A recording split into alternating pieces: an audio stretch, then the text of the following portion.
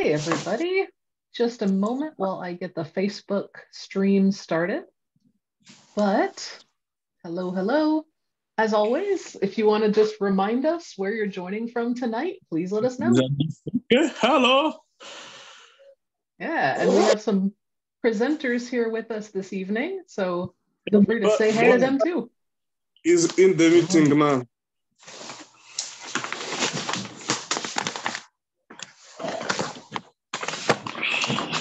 All right, and there is the Facebook stream. So hi, everybody. Good evening from Iowa. All right, beautiful. So before we get started, I won't talk much because we have presenters who have really incredibly interesting things to say tonight. But just a few notes before we get started. First off, this is our final session of the 2022 webinars. Thank you everybody for being here with us this fall. It's a really wonderful learning experience for me and hopefully for most of you too. And we're really grateful to have just had the chance to get together every Friday night or Saturday morning, talk about language and share our enthusiasm and knowledge about this topic. And I want to say a big thank you to our workshop leaders over the last few weeks. Thank you to Hercules Sengmunda, Margaret Ransdell Green, Samira Lam, Ha'alaleo Solomon, Anajima Saikia, Stephanie Witkowski, and Tiara Opisanau. Thank you all so much for making this webinar happen. Thank you to our partners at the Language Documentation Training Center in Honolulu. Thank you to the First Peoples Cultural Council, one of our core founding partners, and the University of Hawaii at Manoa, where the Language Documentation Training Center was born. And thank you to all of the presenters today. Thank you all so much for taking the time to share about your languages and your work. And thank you to everybody who has attended for the last 10 weeks. It's really been wonderful, and we hope that you'll join us for future webinars. At the end of this session, you will get the option to fill out a survey about your experience in the webinar. And it would really, really help us if you could just take 2 minutes to fill out that survey to help us offer better webinars in the future. And that is all I will say because I don't want to take up everybody's time. So without further ado, I'm going to hand it over to Judy Ramos.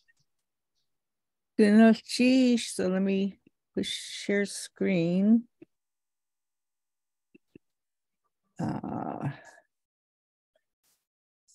So here's my presentation. So can you see my my slide? Yep, looks good. Oh goodness, geez. So mine's not very long, but I wanted to give you overall information about the 2 language areas that I'm working in. I'll just do my introduction in Tlingit, my language. Dachutsu Yuchatuasak, Yeh na ayachat, Kashkakana ayachat, Tiskahit ayachat, Putnachati, Yati ayachat, Tekwedi, Dachkan ayachat. So I said my name is Dachutsu. I'm Raven Moieti, Owl House. I'm from the Kashkakwan clan, and my father's clan is Slipnachati, and my grandfather's clan is Tekwedi. So we always do that traditional introduction just so people could know how to relate with us. I'm Tlingit and Eyak, and my village is called Yakutat, and it's on the North Gulf Coast of Alaska. So here's my next slide. So I just did that introduction in my language. Right now, I'm the program coordinator for, it's called the Hayukatangi Dei, or Language Pathways, at the University of Alaska Southeast in Juneau. And I'm an assistant professor. I was an assistant professor in the Department of Alaska Native Studies and Rural Development at University of Alaska Fairbanks. And I'm also really involved in the EAC Language Preservation and Archive Committee. So we're a small group, but we're very proud of us trying to keep our language going. So my top says Tlingit Ayachat Ayam Tlingit. So this third slide just shows you on the map the Alaska Native languages. Just from the top, the Eskimo, they call them Eskimo, but they're called Inupiaq and Coastal Yupik or Eskimo languages, and then the Alutiiq is Eskimo, and then along the green areas, Aleut, but the whole interior of Alaska is made up of what we call the Athabaskan languages. If you look way at the bottom in that gold kind of brown color is Eyak, which is the language I'm talking about. And then along the coast is the Tlingit languages, and they also border up into the Canadian border. The largest group you'll see is the Athabaskan language, and in this little sub-map, you'll see that it goes into Canada and also into the states, the lower 48, we call it, the Navajo Apache languages, and then in Oregon and California. So it's a very huge group of language family. The Alaska, Yukon, there are 31 separate languages. The Pacific Coast in California and Oregon are a couple of smaller, very small groups of languages, and two of them are extinct, which I didn't put on there. And then the largest group of language speakers are the Apache and the Navajo. The Navajo are the largest speakers of the Na-Dene language family. They cover a huge amount of Arizona and New Mexico. So that's overall the language family that I come from. The Eyak languages, which is the language we're trying to revitalize, is they call it the Proto-Athabaskan language. And we're a small group of people on the coast of the Alaska. And they're just a small group of people they sort of stumbled on and found there was this small little group of people that were speaking Eyak. The closest relative to the Eyak languages are the Athabaskan languages. So the Na-Dene language is the Eyak, Athabaskan, and Tlingit. Now the language, we had our last language speaker that died a while back, but we have a guy from France that learned the language. So we're currently keeping the language going through this guy from France that's teaching us Eyak. So here's the Eyak Preservation Council, which we're part of. They do have a e-learning platform, which hasn't been updated, but some of the language dictionary is on the platform. He's in the process of drafting a Eyak dictionary. We are still trying to keep our summer culture camps going. We're going to try and immerse ourselves in our language.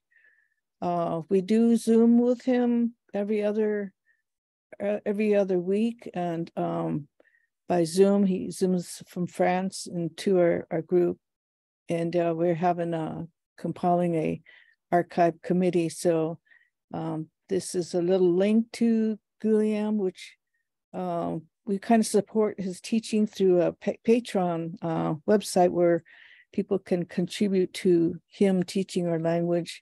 And we're currently trying to find more monies to support mentors and other things, culture camp.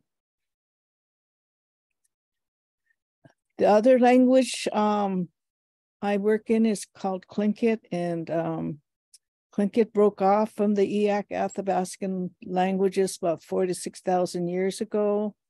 and it's spoken mainly in Southeast Alaska and in a few communities in Canada. There are 4 dialects of Tlingit.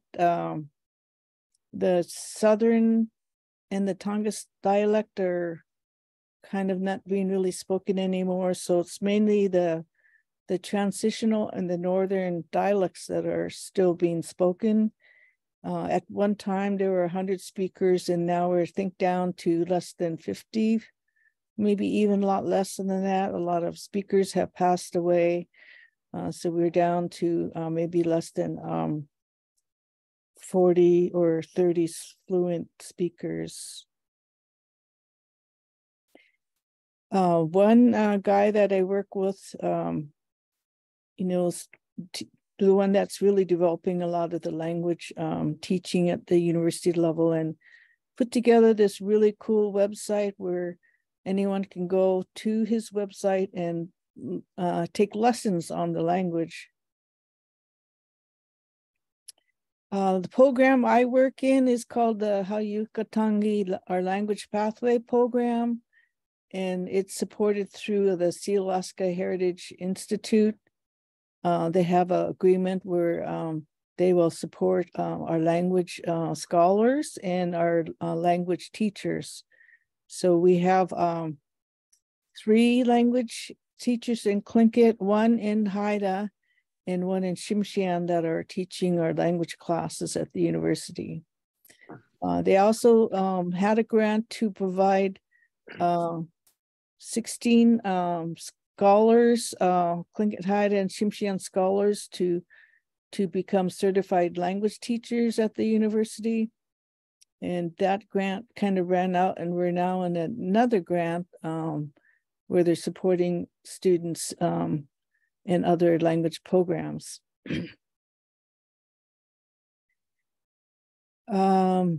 So this is the current catalog for our languages. We offer a 2-year language speaking certificate, and then a 2-year certificate in language teaching.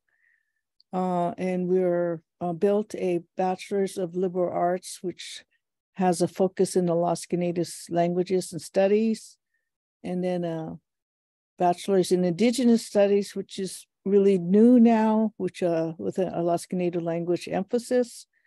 And we will be soon offering a master's program. So we're kind of focusing on mainly language, arts, and then the new focus will be also in legal policy. There's a couple other programs that I'm not involved with, but there is some language classes offered at the school district. There are some, we call them TCLL, language culture, Tlingit language culture and literacy classes offered in the elementary school. And there offer some classes at the high school. There's 1 or 2 teachers that offer language at the high school. And the brand new thing that's being offered is a immersive preschool program. Because of COVID, they're just now opened up the preschool immersion program. But this is this tribe is regional tribe is offering a language immersion teachers in immersive language program. So those are just basically a quick overview of the programs that are offered in my language. So thank you.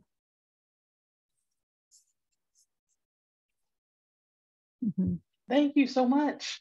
And everybody, if you have any questions for the presenters, feel free to drop them in the chat. And I think then we will take questions at the end all together, if that's okay with y'all. So thank you so much. And next up, Nomi, you're ready? Yeah. Uh-oh, you are muted.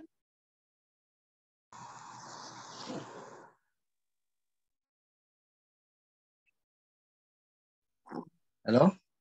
Hey, there you are. Okay. All right. Yes. Take it away. Can you open my camera? Because you are the one. Yeah, try now. Can you open my camera, please? All right. Voila. Thank you very much. It's a great pleasure for me. My name is Ngomi, and I will try to greet you guys and welcome you in Iyasa language. Mbolani, Ngwendi Ngomi, Monilibongo Mwangomi, Mwalimu, Ivyajasa Nina Keva Nanyoko Benechemi, Evanana Munyamani. So I was just saying that good morning to everybody because it is 4:15 here in Cameroon. Good morning, everybody. My name is Monilibongo Mwangomi, Mwalimu, and thanks for being here and welcome to everybody. So I'll be talking today about revitalizing Iyasa history and Iyasa language, documenting and revitalizing Iyasa language. So first of all, you have to know what is Iyasa language. Iyasa language is Iyasa is the coastal Bantu language spoken in Cameroon and Equatorial Guinea. Iyasa language falls under the great family of Niger-Congo languages and Niger-Kordofan, Bantu Congolese, and the other group is Ndowe family of language. Ndowe family of language is divided into two because we have the Bongwe and Benga and Bomba. Bongwe are those who to express I am say Ngwenaye. I am means Ngwenaye. And Bomba to express I am, they are saying Umbanaye or Mbanaye. So Iyasa language falls under Bongwe, Bonangwe or Bongwe subgroup family of languages, including we have Iyasa, we have Kombe, we have One, we have Bomodi, and the world languages as whole. We have many languages such as Avanje, Bapuku, Bano, Benga, Bakweri, Balimba, Douala, Pongo, Iyasa, Kombe, Bandongo, Bomodi, One, and so on and so forth. So Iyasa is spoken in Cameroon and Equatorial Guinea, in the southwest, in the south region of Cameroon, Ocean Division, and Campo District or Campo Subdivision. So Iyasa now Iyasa is having about as far as I'm referring to what Anabelo published in 2018 because it's the latest publication on Iyasa language. Iyasa is having about 2,500. Yes, 2025. Yes, 25. So 2,000 speakers, native speakers. So, and our goal is to revitalize and to promote it for the future generation. You know, when we are not, if we are not doing it, Iyasa is tend to extension. And as I was saying, if you remember Anabelo last time, that our language carries out our cultural identity, our worldview. What does it mean? It means that if our language disappears, we are going to disappear. Yes, people will no more exist. So this is just the experience, my experience. I will share with you guys my experience and I will learn. Let me say that, let me thank first of all Anna because the webinar has enabled me to know many things that I didn't know as far as language documentation and revitalization is concerned. So the history the tale started in 2018. I was in the university. And let me tell you guys that after my high school, I went to the university and I did not study linguistics because now I'm MA student in linguistics in the University of Yaoundé, but in the first cycle, I did not study linguistics. I studied bilingual studies. So English as a foreign language and French as a second language. So we're just discussing about the comparative and contrastive study of English and French. Now, at the end of the third year, we were called upon to write a dissertation of our bilingual internship, because we did a bilingual internship and we're called upon to write a dissertation. I can assure you that the first theme I've chosen was not related to Yasa language, because it was related to the socio-political issue which is still going on here in Cameroon. But my supervisor, Professor Banako, refused the team. So he asked me to look for another team, to choose for another team. And then that day, I thought about the future of African languages in the context of globalization, the case of Yasa language. Well, that is where my tale, my history with Yasa language started. As a Yasa speaker, I was not interested. I don't know why, but at that particular moment in 2018, I felt something in me, like the ancestor was telling me, this is your goal, this is what you have to do to promote and revitalize your language. So after it, in 2019, I met with the CEO of the Ndo International Press.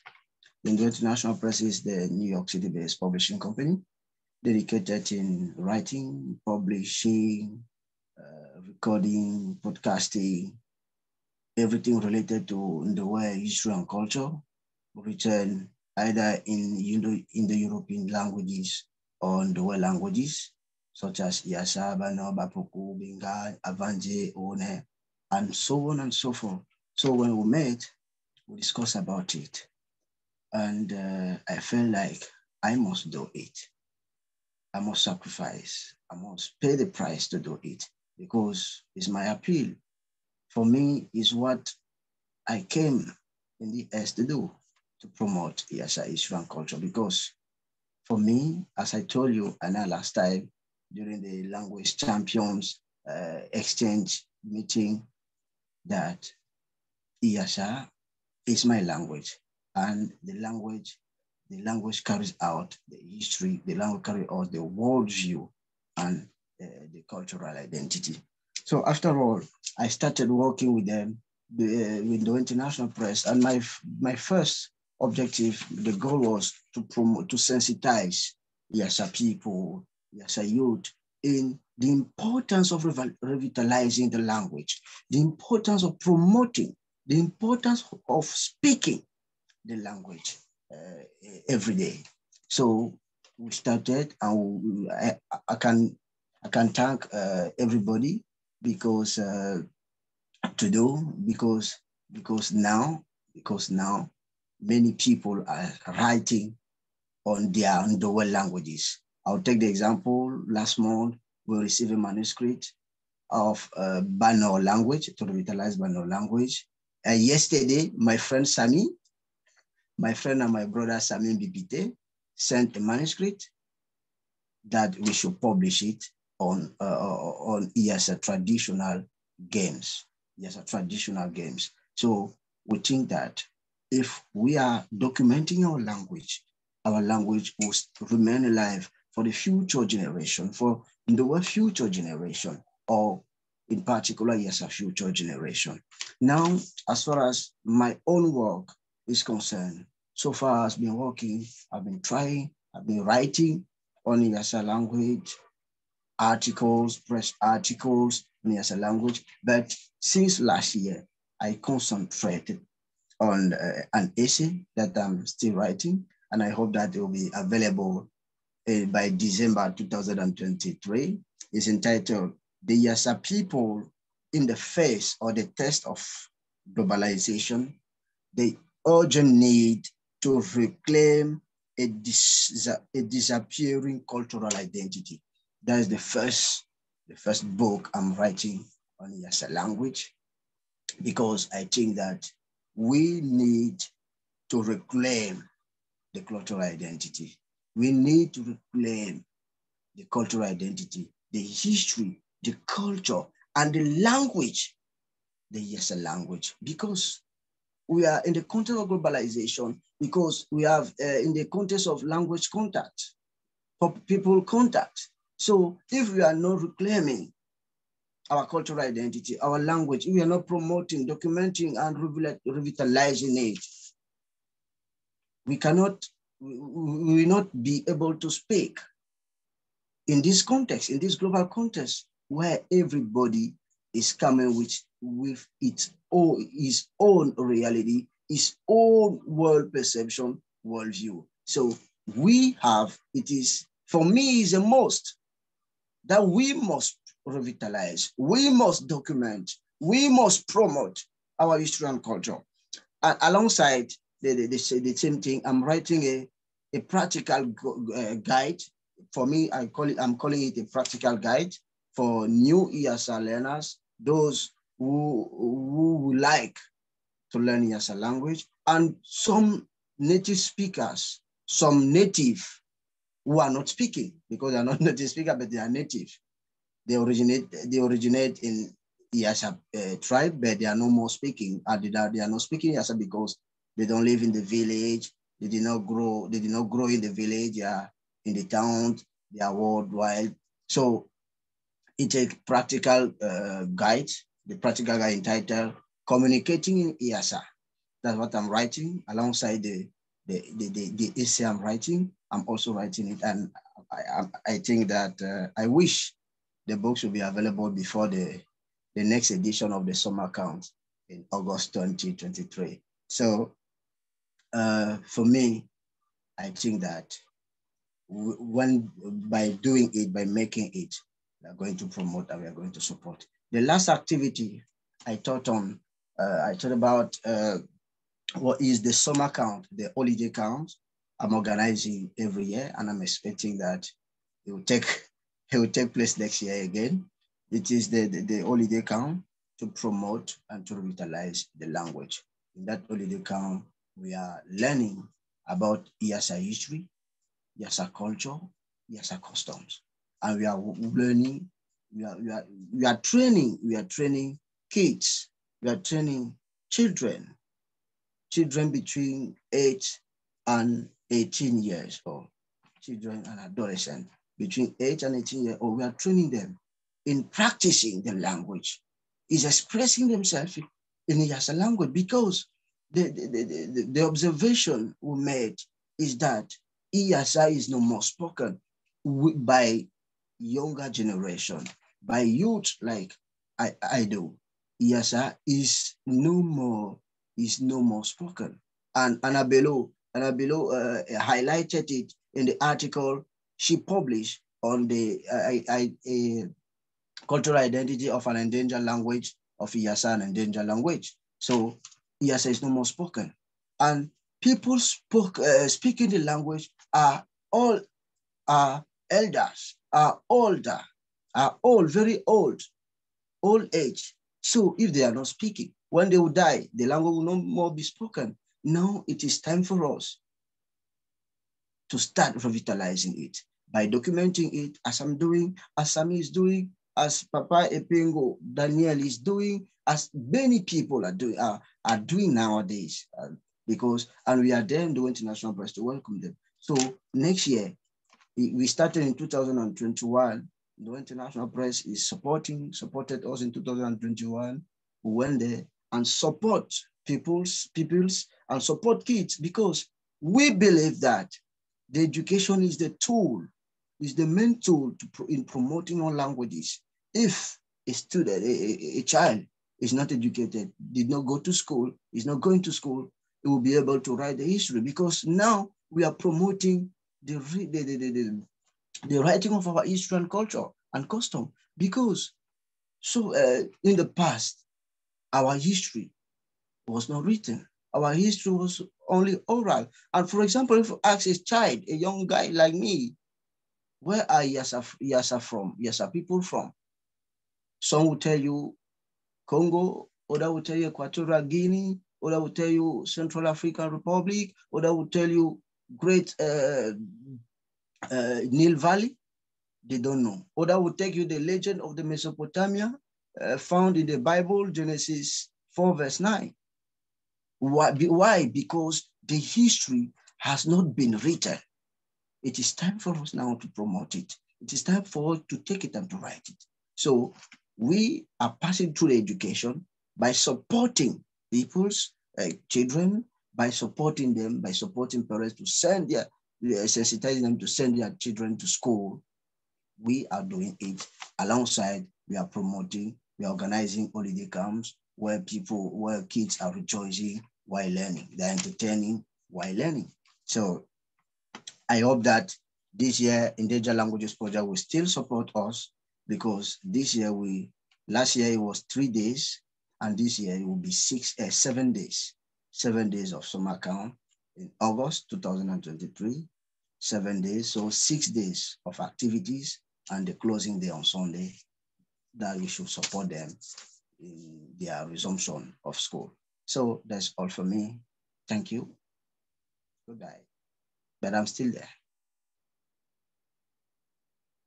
Akeva Ngomi, thank you so much. And yeah, again, if anyone has any questions about the work with IASA, feel free to put them in the chat.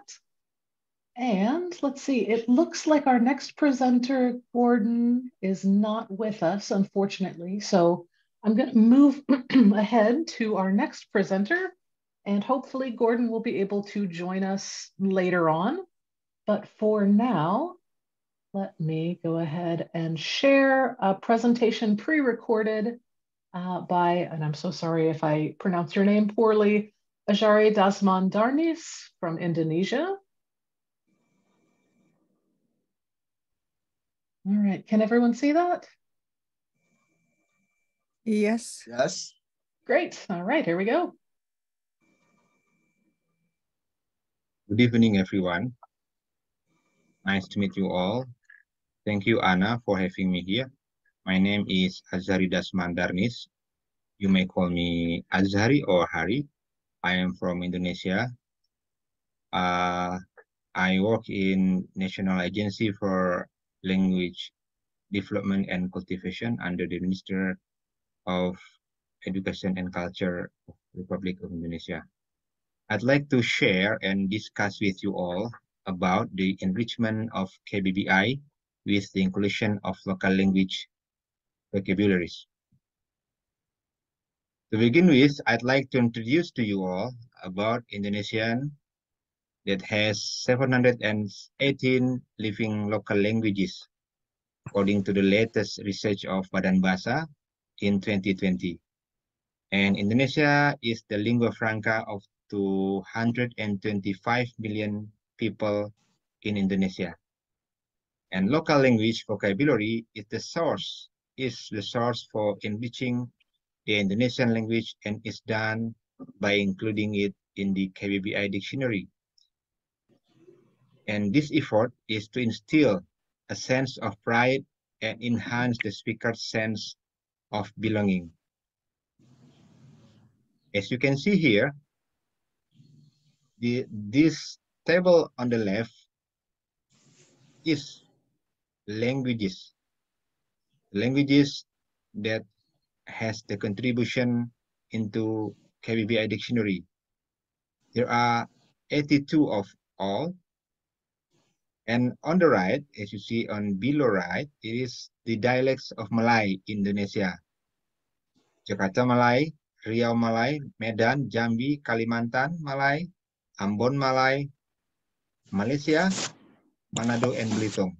Jakarta is the bigger contributor into Indonesian language.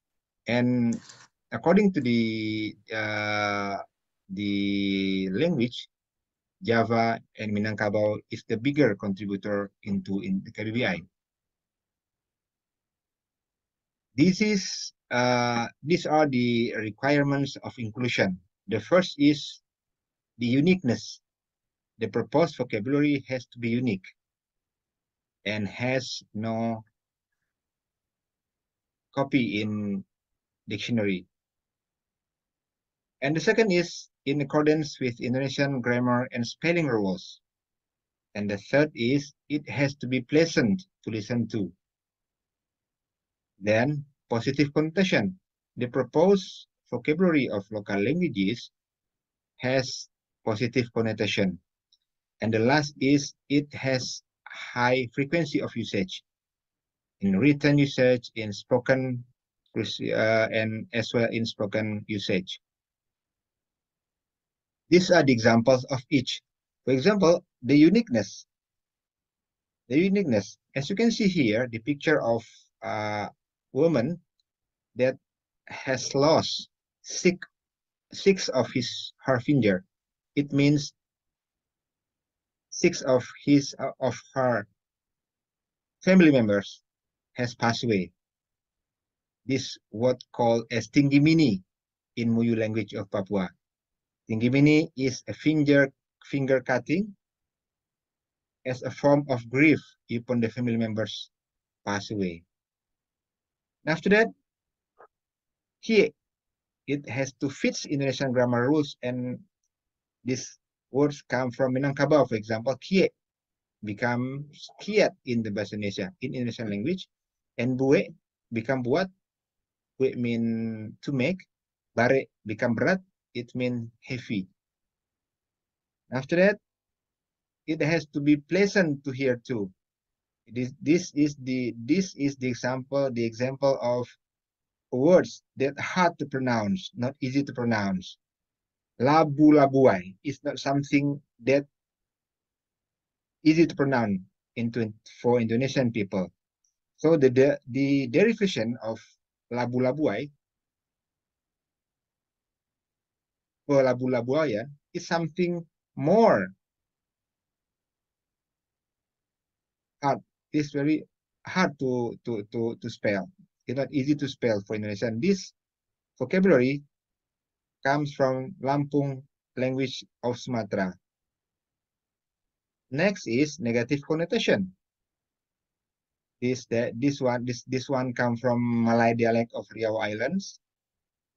Anak selir or concubine son in English is something negative, yeah, something negative. But the definition is more positive. The definition is the child of marriage between a nobleman and a commoner. So the reason why this kind of vocabulary didn't include it in KBBI. So the last is high frequency of usage. For example, here bobotoh. Bobotoh means supporter, but bobotoh is specific supporter. It is the supporter of one club member or one football club in Indonesia, Bandung Football Club. And this kind of vocabulary can be found everywhere, written or spoken, all over Indonesia. As you see here, in Corporal Leipzig, Uni Leipzig, the number of occurrence of this language of bobotoh is 1,428 words in Indonesian context. This one comes from Sundanese of Java. As to conclude this presentation, I want to tell you that this inclusion of unique local languages in the KBBI dictionary helps this dictionary make it thicker than before, and while helps the local languages to preserve the local languages. Local languages and dialects contribute 5,157 entries in KBBI. But this effort requires research of the acceptability and usage of the vocabulary in everyday communication among Indonesian people. This is the last of my presentation, and thank you.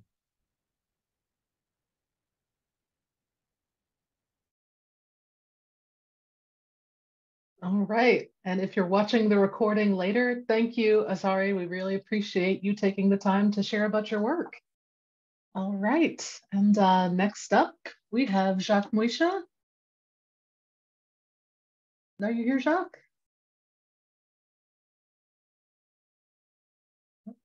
I see him here in the panelist list, so maybe we'll just give him a minute to turn on cameras.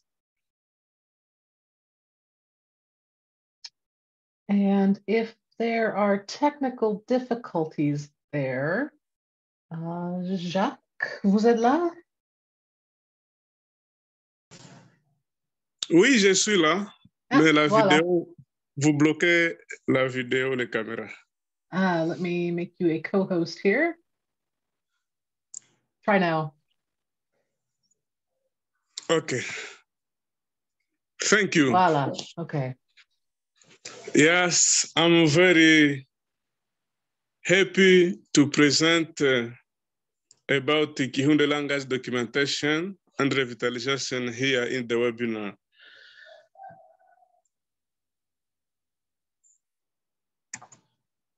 The Kihunde language documentation and revitalization. I am Jacques Moisha Muhabura, living in Goma, DRC, working on Kihunde revitalization here in Goma. What about the Kihunde language and the Kihunde community?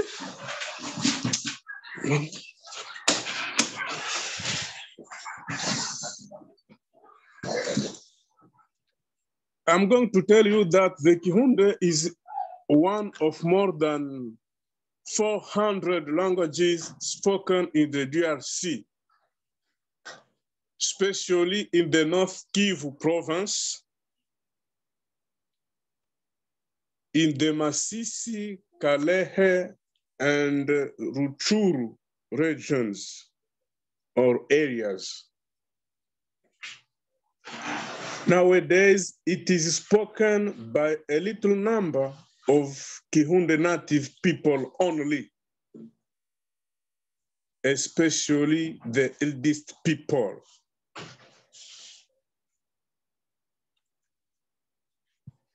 And you can ask, why this?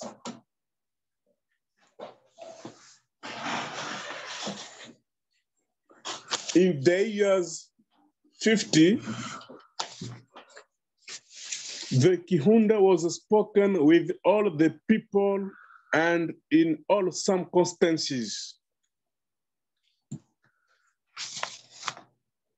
But the first group of Rwandan refugees in the years 1950 came with its evangelists in Kinyarwanda language. Since the Kihunde began to be menaced, the Kihunde became weak, and my people was obliged to learn catechism in Kinyarwanda. Catechism, please. According to the wars in DRC, our people have become poor and is ashamed to speak the Kihunde. So it is an under-resourced language.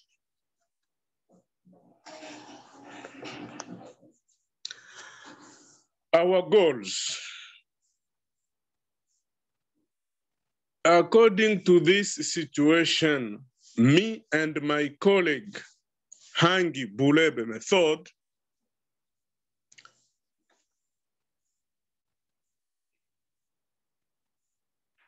we decided to begin a Kihunde documentation to bring all the Kihunde people to recover, to speak proudly our language in all circumstances.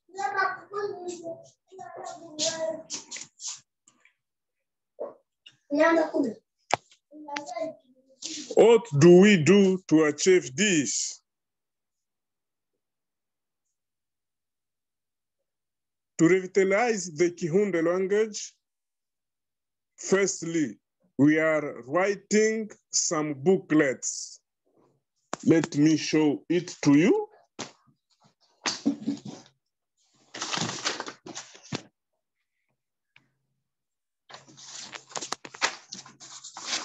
We have here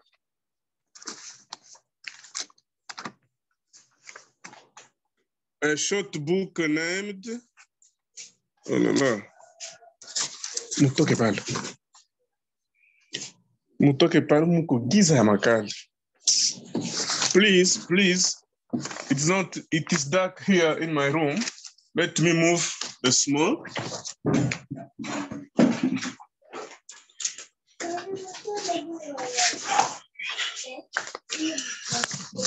I'm saying that we are writing some booklets like this.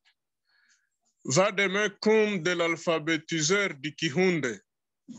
Prévision des matières. This is a booklet for the teacher to see how to teach Kihunde to the people. We have another.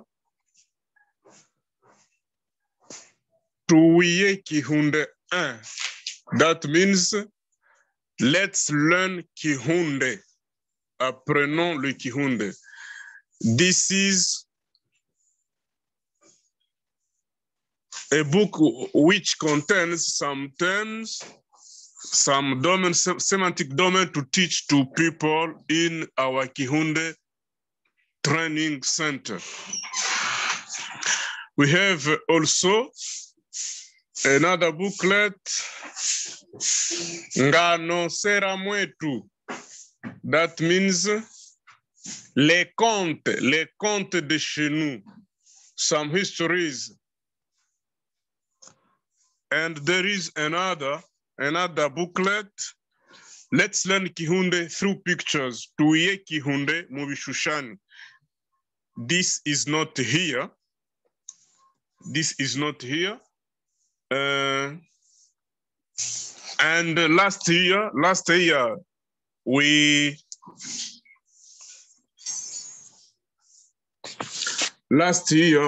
have launched a Kihunde dictionary. It's about 300 pages.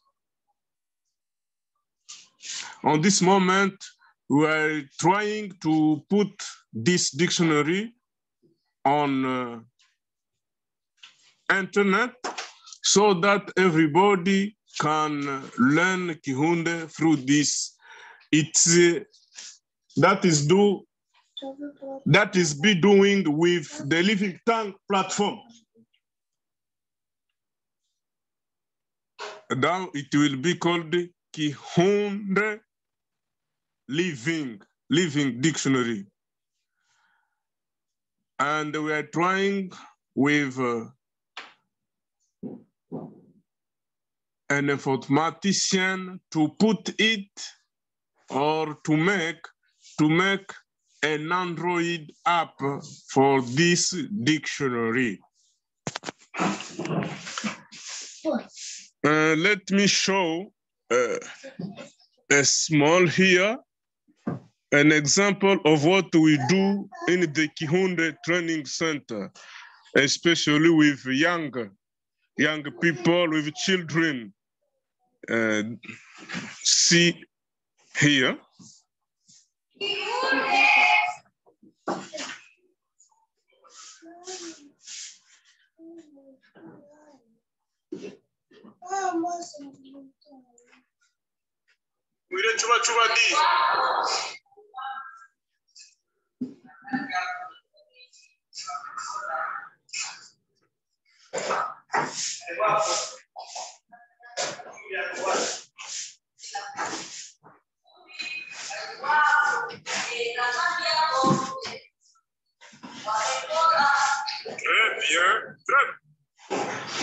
Now is to say that the people involved in this revitalization have firstly children that who come in the Kihunde Training Center to learn about Kihunde. There is also, we cannot forget the Annabelu and other languages, all the webinars on the LDTC, Language Training Documentation Center, because through webinars, we have many capacities to build the material, to conceive material. Every day we are learning good things from you. And we say, thanks a lot. My family also is involved because we are in regular communication here at home. We are also in collaboration with Living Tongues, Wiki Tongues, and other people or linguists.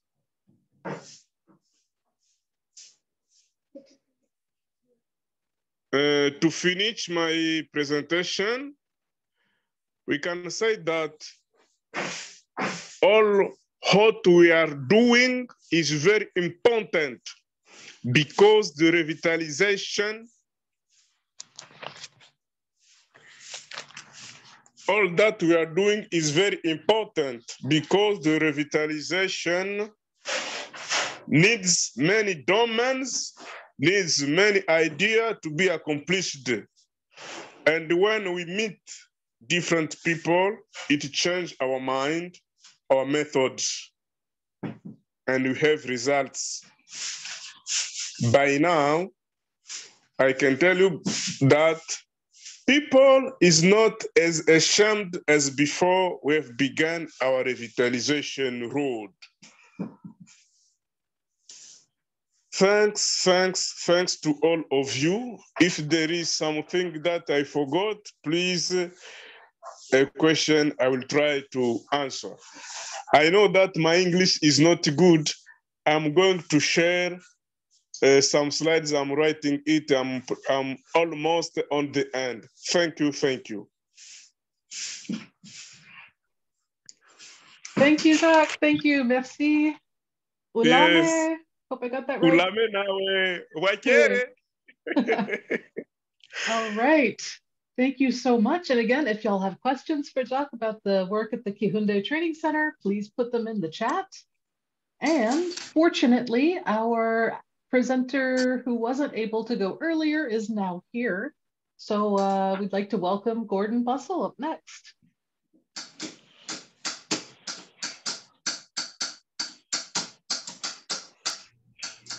Okay, you can hear me, right? Yep. And I think you should be able to start video now if you'd like to. Okay, and you can hear me? Okay, well, I work with a variety of languages. I started out working with my father's language, Hupa. They call it Na Tanawa for Hupa Indians, but Na Tanawa Metanudeo is one way of saying Hupa speaker. I worked with it when I was about 12 years old. I started learning from my grandpa. So my first language was English. And then I began working with it. I'm like 69 years old, Ottahuang, North Waylick. I'm going to tell myself my age.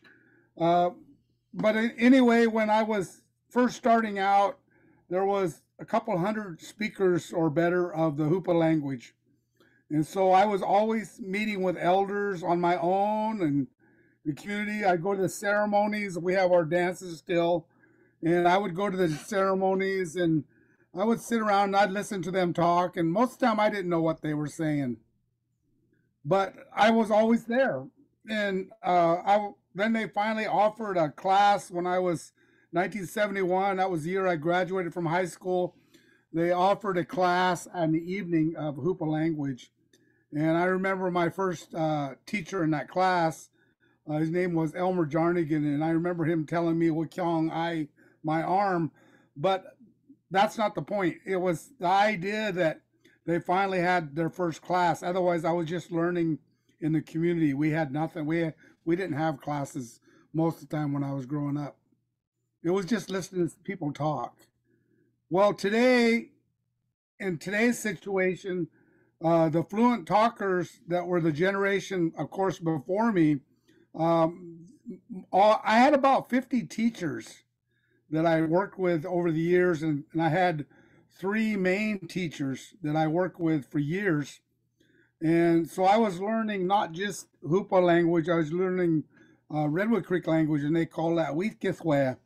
And Natanaway and Weethkithwe are like 2 sisters talking. So they definitely are saying things really similar with a few small differences. And so it's not big to me. It's just the idea that, so I was learning 2 languages, but they were like so close. And so that as I was working with these languages, then when I was first starting, I would go to these, later on they had classes again, and I was always there, hanging out with the elders, listening to them talk. And one day they told me, you need to get up there. You need to get up there like in the front of the class, write down what we're saying at first, and then I would always say it. I was a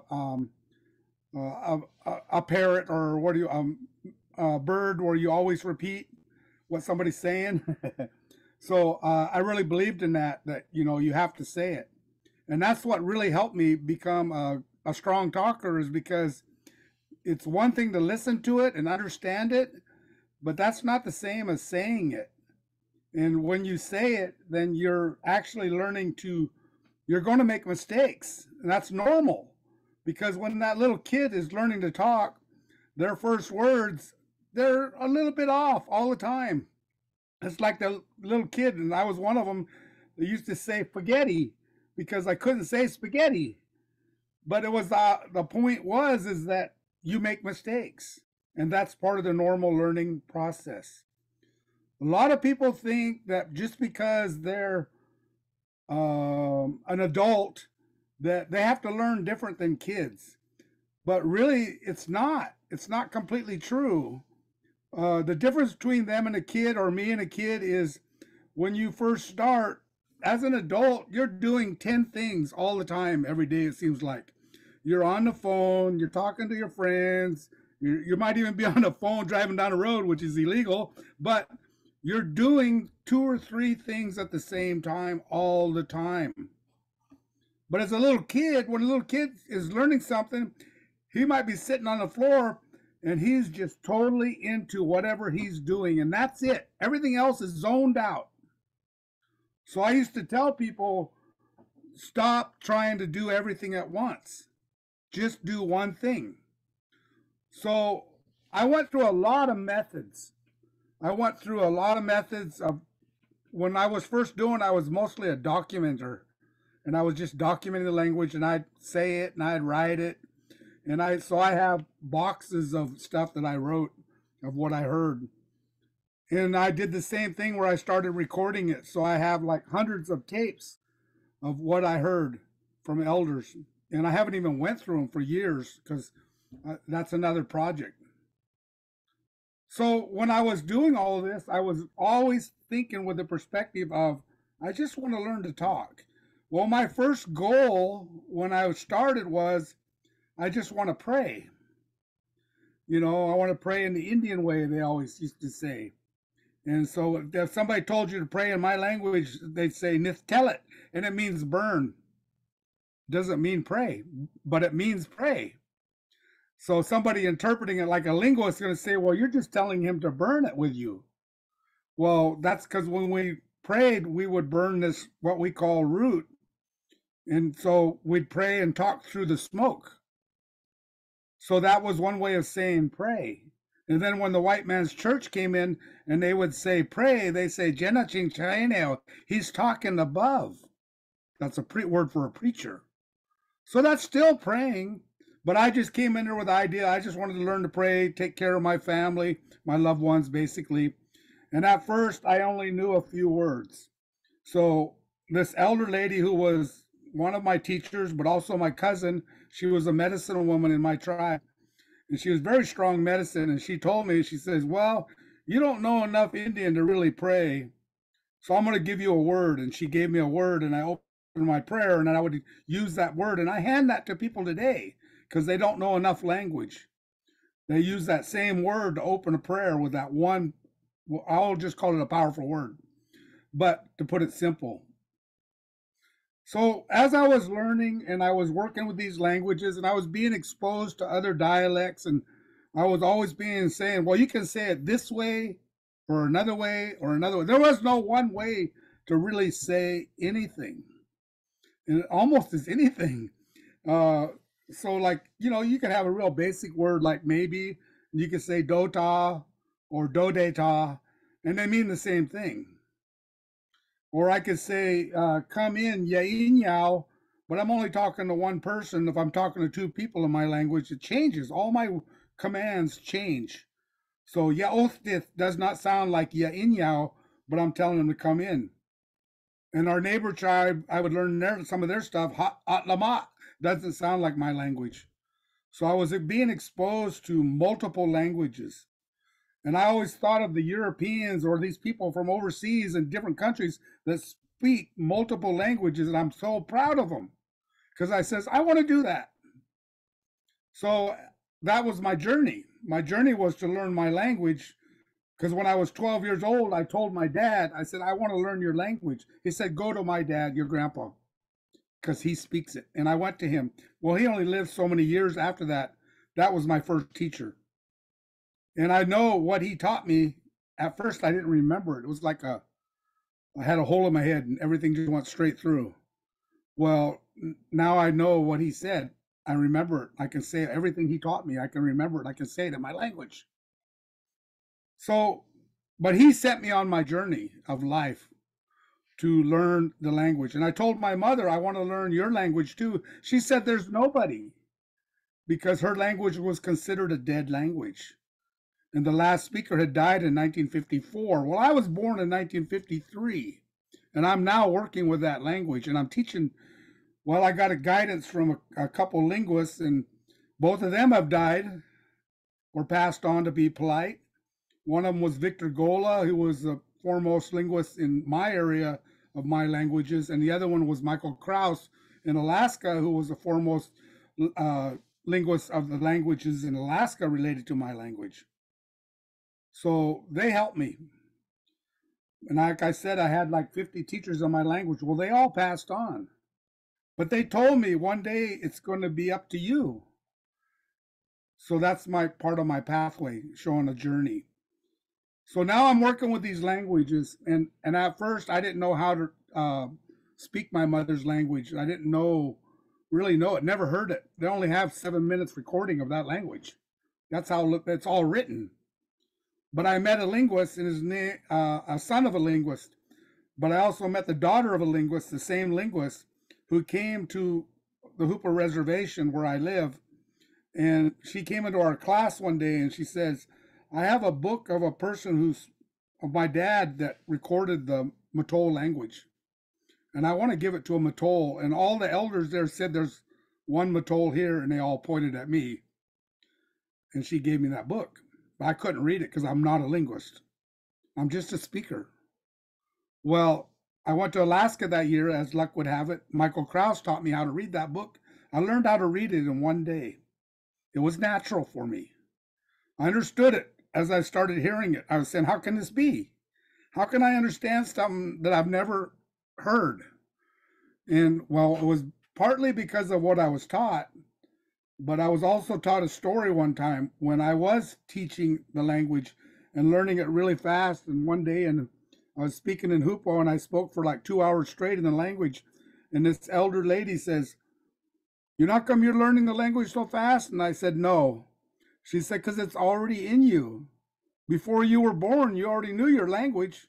You're just dragging it back out." And she told me a story in my language of frogs in heaven and us. And I teach that story nowadays. So jumping to another part of that, when I was coming back from Alaska and I had learned how to read my mother's language, that's when it surprised me that I could understand it, of course. But I started reading it, and that language hadn't been spoke since 1954. And when I started speaking it, reading it, I started crying. Nobody had spoke that language that was a Mattole Indian at that time for over 50 years. And I was reading it, and I was reading it right. I knew it. And I knew I was sitting in a room just like I am right now when I started reading it. And I felt like I was in a crowded room, like all the spirits had came because they wanted that language to come live. And it was living through me to help others learn it. That's part of my belief. I'm very strong on my belief, and I believe that everybody here is probably strong in their beliefs, and I commend you guys for it, all you people, because that's what guides you. So when I talk to the young, I'm telling them why they should learn the language. I have stories for that. But I also, that's one of my methods of teaching. Of course, immersion. Of course, you're going to try to immerse them. I believe in the idea that you should not speak an English word or another language word for about 20, 30 minutes minimum in any teaching session. You should start your class out by first reading them in the language, first welcoming them in the language, telling them to sit down, telling them to listen, because you're talking to kids most of the time, or even adults. And then I used to do a prayer. I wish everybody here would learn the Indian language. I would always say these little things because I believe it doesn't mean they have to understand it all when they start. It doesn't mean that they have to learn it all when they start. It doesn't mean that they have to know every piece of it when they start. Doesn't mean they even have to know how to read it, because all of our most of our languages never used to be written. So I use writing as a backup. I don't use it as my initial teaching. I make them listen. When I tried to teach it, one time I told the elders, how about I say these words kind of slow, let them hear it. Yeah, chewing yai. And they said no, because then they'll think they have to talk that way. So I just say, hot yeah chewing yai, hot yeah wen yai, hot yeah wen death. I would just say the words and show them. And usually I act it out. Usually I give them hints. So, like I said, I tried a lot of methods, and that's the way life is you keep trying and you find it, and I look at everybody's method, and there's something I like about it, and I'm going to take parts of it. I'm going to borrow it. I'm going to use it. I'm going to twist it in a way that it works for me. And that's what I think we all should do. There is no one set method that works the best, but there's methods. And whatever works for you, that's your way. And the next teacher next to you might teach it different. That's their way. Stay with your comfort zone as a teacher, but you're always pushing yourself. And you're pushing your students, and you're taking them out of their comfort zone where they don't know, they're guessing. At some point, they're figuring it out. Because that little kid, it doesn't do any good to go to another language because they're still learning. So you just have to stay with whatever language you got. Well, it works for adults the same way.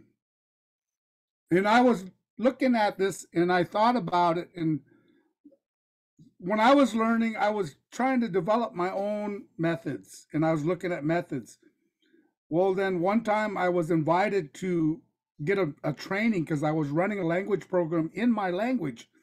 And we were going to teach it to all these teachers that work these little kids programs, Head Start and all that, where they work with little kids and take care of them and, tell them to brush their teeth and to come in out of the rain and are you warm, are you cold, are you hungry? They have a lot of general questions they always use every day. Time to eat, so forth. It's time to go to sleep. You need to lay down. You need to be quiet. So all these things we would try and teach those teachers. But we also said they have to learn the language. They can't just learn just parts of it. So that was where I went to Montana, and I worked with a man, Gray Morning. I mean, oh geez, I'm gonna lose his name in a moment. But the whole point was I went to Montana, and he was doing the ASLA, Accelerated Second Language Acquisition, Dr. Gray Morning, and he was teaching Arapaho. And I learned that method. We had a 3-day workshop. I only learned the basics of his method, and I believe in it. I think it's one of the best methods I ever saw, but it was also the idea it was worked for my language. I can't say it always works. One thing works for everybody's language. But in my language, we have verbs that just basically go through everything. Our animals have verbs, which tells you what it does. You know, like say kiangai is a ground squirrel, but say is rock. Kiangai, it's sitting. So it's sitting on a rock. So I could say kiangai, somebody's sitting. Or yang ai, it's sitting. Or yawing ai, a person is sitting, because I could say it different, depending on whether I'm actually talking about a person or an animal. But the idea was then if I get into more than one person, we have a different word. More than two animals, we have a different word. It might be similar, but it might be different. The whole point is that with his method, we were able to do these things. And it was introductory to different concepts and verbs. Dr. Gray Morning, ASLA method. I didn't see anybody talk about it, so I need to bring it up. But I took that method back to Hoopaw, and I taught 2 teachers that method. And I didn't teach them hardcore the way he teaches it. I allowed them to flex it because I knew that it was a lot to ask for them to just kind of like, I want you to start teaching this way next week. So I only got them the basic method with the idea that later on I'll help them go to another level. So they took that method, and all of them are doing really good. One guy took it to the high school, and the other teacher that he met at the high school, works at the high school, they're both using that method to a degree. One lady took it to college, and she's using it. She's running the Native American Studies program at Humboldt State using that method. Another guy is using it in the community, but he already knew the method before I didn't teach him. So we're all in different levels as teachers. Now, I also believe that teachers need to teach teachers. So when I looked at the Hawaiian method and I looked at their story, the parts that I heard was they had like 26 or 28 speakers, which were like half a dozen or a dozen or something, if we're lucky. But the idea is that they took and got them all together and got them to get over their egos and all their little things and say, let's teach each other how we say something. So if they went to one subject, like just say something like let's go in Hoopaw, oh, the English is let's go. But in Hoopaw, hot waith is like you go with me. Hot night, okay, I'll go with you. Hot nayayidith, I'm going with you guys. Hot waith tick, okay, let's travel. Hot waith tesin yai, okay, you're going to travel with me. And there's more. And that's just let's go. So I would be teaching as everything I could teach on that one word, one phrase. And somebody else is going to throw something at me. One of them was, the guy said, hot waith dith. Well, I didn't know that one. When all it means was I'm talking to 2 people, let's go. But it was a different way of saying let's go with me. And I didn't know that one. But it was the idea that now I'm required by that method to use that with those people, whoever those people were in that meeting, use it on them. Don't use an English word or a different language word. Use that language in all settings with them. So, don't be shy, because a lot of times people hold back and, oh, well, I don't think they understand. So a lot of times I throw Indian language at anybody and everybody. I don't even care who they are. I don't care if they're, I'm out in the world. I don't care if they've never heard one word of my language, because I'm talking to them. So I have to make my language presence exist. I can't let it just sit. So a lot of times I have people come up to me and they'll ask me, how do you say this? And I always laugh because I says, they usually ask me something I do know. Once in a while they ask me something that I have to really ponder, and then that's where I'll say something like the elders told me, Miko Wiko one tap. I'll have to sleep on it. Meaning I'll have to think about it. It's kind of a slang term. There's nothing wrong with that. It's still language. So when I got to where I was doing my mother's language, which is different than Hoopa, but it's related to Hoopa. It's like Hoopa is related to Navajo, but Navajo is quite a bit different in ways than Hoopa, and it's related to Apache, which is also a little bit farther off. But when I was studying my mother's language of Mattole, trying to bring back a language that nobody spoke, I started realizing that I could learn Apache. Because I ran into some Apache people and I started realizing I could pick up their language if I had somebody to talk to. You know, well, I'm living in an area where there's very few Indians that know those other languages, but once in a while. They're usually married to somebody around here. But that's good. A lot of them do speak their languages, you know, and when I teach them my language, if they come around, then I'm always asking, how do they say it?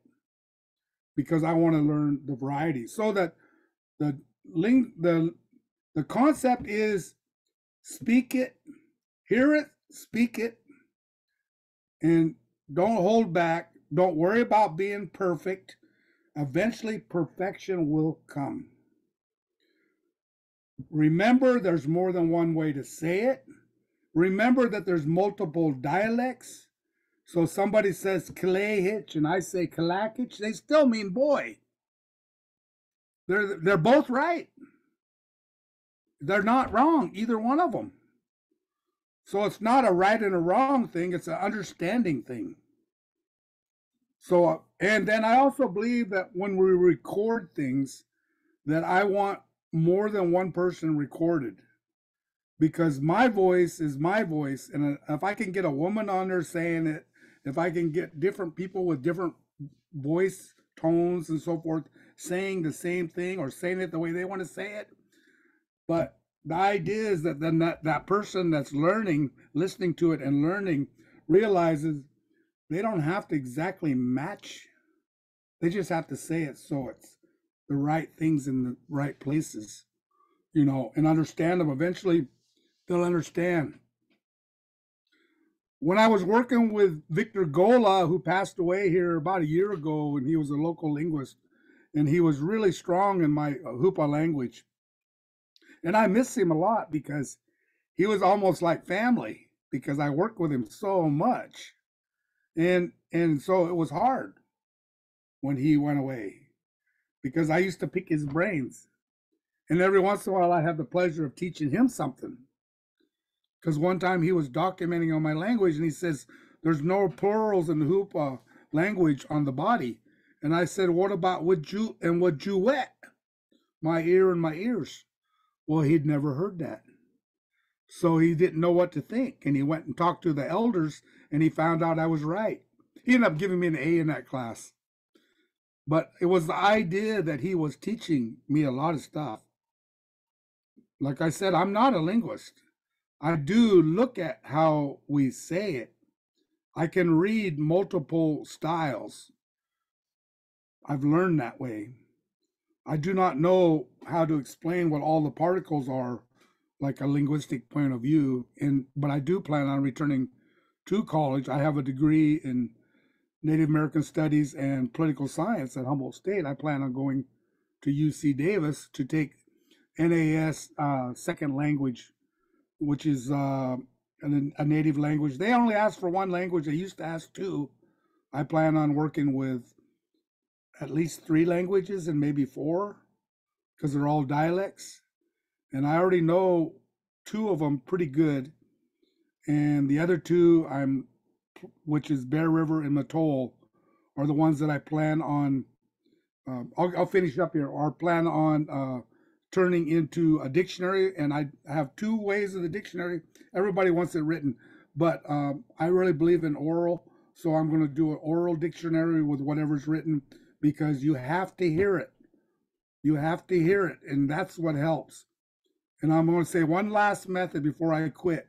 The last method was I had things that I could not say. I got really tongue-tied one day trying to say these things. And I was so disappointed because I couldn't say it. So I quit, and I was listening to a tape recorder. So I went and I decided to do something that's called, I heard about it, sleep learning. I put that recorder next to my bed, and I had it in a way that it would play over and over. But what it was is I put it on a whisper so I could barely hear it. And I put it by my ear and I laid down and I just went to sleep. And I did that every night for like 3 nights. On the 4th day, I said, well, I think I'm going to try and say it. And it just came right out like nothing. So oddball stuff. If you want to try it, I say more power to you, try it.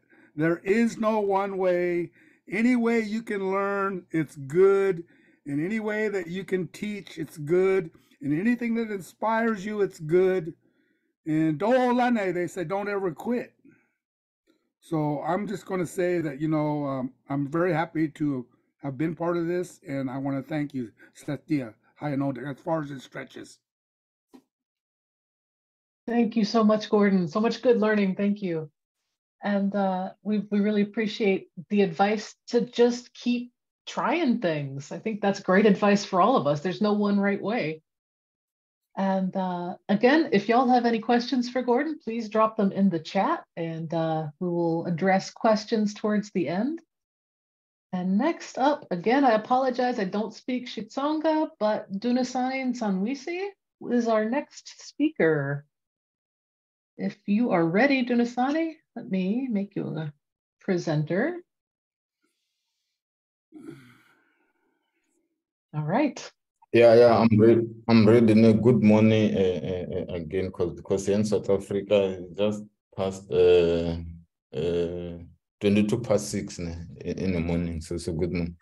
I just pray that my network, the electricity does not go, because we're having an electricity problem in the country. We are at stage 6 now. In fact, they just come back now. So I'll try to be fast as much as I can, so that even if it must be unstable or cut off, I should be done with my presentation. I can try to log in over the phone. I don't know, can you share my presentation? Yes, let me pull that up for you.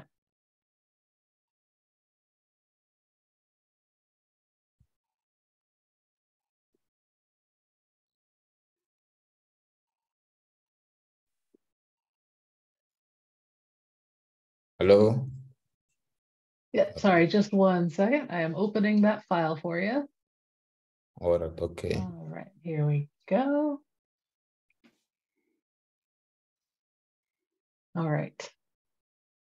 And just let me know when you'd like me to move to the next slide. Yeah. As I said, my name is Dunsan Nsanwisi. I'm based in South Africa, Limpopo province. Can you move to the next slide?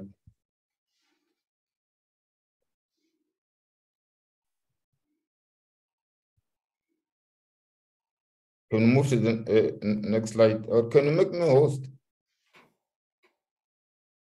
Yeah, can you share your slides? You are a co-host, so you should be able to. Yeah. Okay. Oh.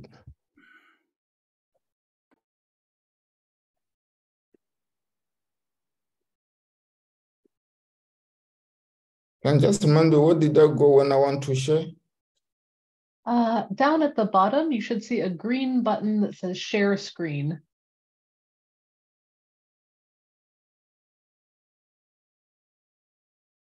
No. But if you have any trouble sharing, I can put up the slides again.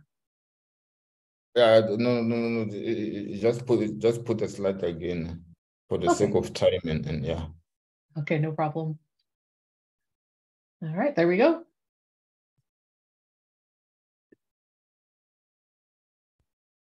Yeah, my name is Tunsan Tsangwis. I'm based in South Africa. What we're doing is it's a newspaper that we started in 2008 that we are publishing.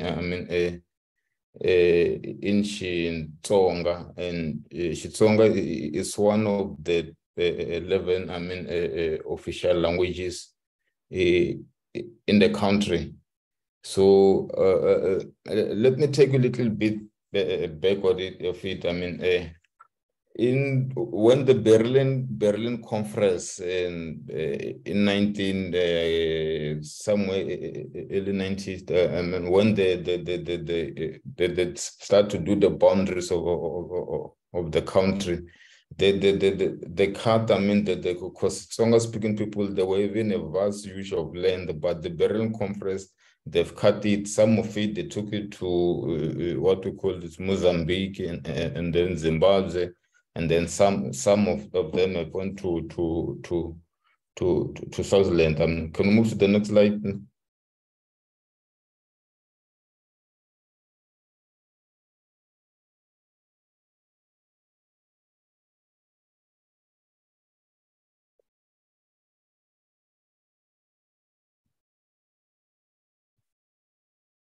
Is this the slide that you wanted up?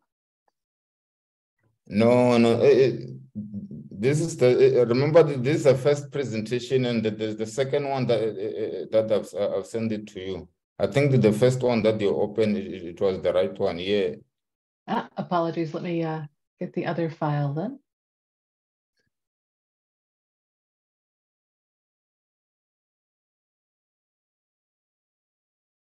All right. Sorry, everybody. We had two versions here. There we go. Yes. Yeah, this is the right one. Okay. So these are some of the front pages. That we've been doing. Yes. No. Thanks very much.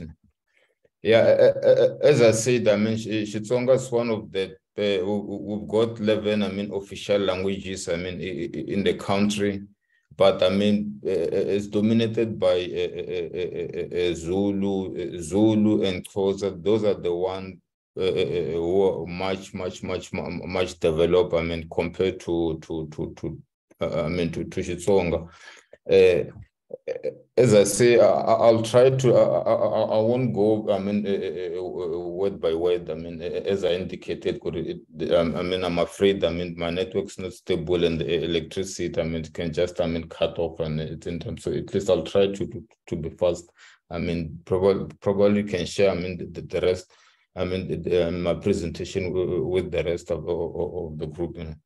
So as I say, the Berlin Conference, the divided, Tsonga speaking people, some went to Zimbabwe, some went to Mozambique and Swaziland. And also fast forward to 1969, when we have, the apartheid law when kicked in. Still, they separated, Tsonga speaking people, they give their own, area there where they should stay, and then other ethical group, just like that. And there was a publication, before, but it was those propaganda publication, because if you can read them now, you won't believe it that, if someone tell you about apartheid, what they were putting there, they were just brainwashing, the community by then. Can we move to the next slide?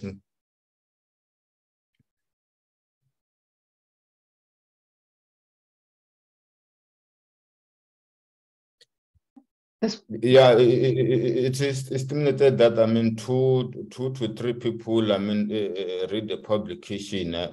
We're printing about 10,000 copies for circulation. And also what we're doing, we try to make sure that we abide by the laws of the country when it's come to publishing. Because there's a law that that we have to follow, regardless how small we are. One of the good things that we're starting to see now, we have partnership. University of Pretoria is one of the best university in the country and also, I mean, in Africa. We have partnered with them in the Department of Computer and Technology, whereby taking, I mean, our newspaper and digitize it, and then doing creating the machine learning or artificial intelligence method, natural language processes for classification, categorizing. In fact, we didn't have this thing before. The only thing that was there, it was only in English. So we're trying, I mean, by all means to penetrate, to make sure that, I mean, the language, I mean, it should be stay come, I mean, 20, in the next, I mean, 100 years, I mean, the language, I mean, it should be dead. They must not die, because there was a couple of research that will be done, I mean, in the country regarding, I mean, the African languages, and then it's not look good, I mean, for our languages, I mean, in the country. Hence, I mean, the common board, I mean, let's try to do this thing to make sure that, I mean, the language does not die, because, I mean, children today, I mean, it's just English. I mean, to go to social media, your TikTok, I mean, Facebook, Twitter, Instagram, it's all about English. So with this project, we are trying to change, I mean, the mindset, so that, I mean, they can start to recognize, I mean, the importance of the languages. Can move to the next slide.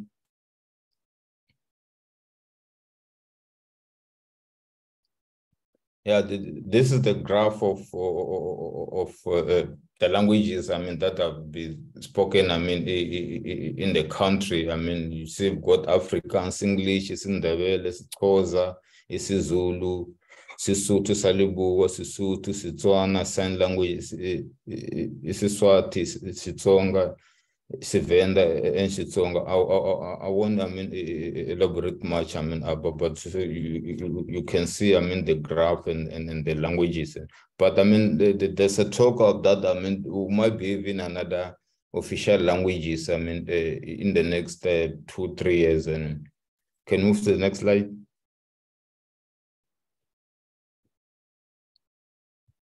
This is the map of our distribution. As I indicated before, that, I mean, the stronger people, they'll be pushed to a certain area, to a certain corner, where they're not going to be mixed, I mean, with, I mean, I believe everybody knows, I mean, about the apartheid, I mean, in South Africa, the segregation that was happening. It was not only about white people staying that side only, it was also the ethical people and the indigenous people, that they have been separated. They were not allowed to stay together like what they used to do before. I mean, the apartheid law came in. Next slide.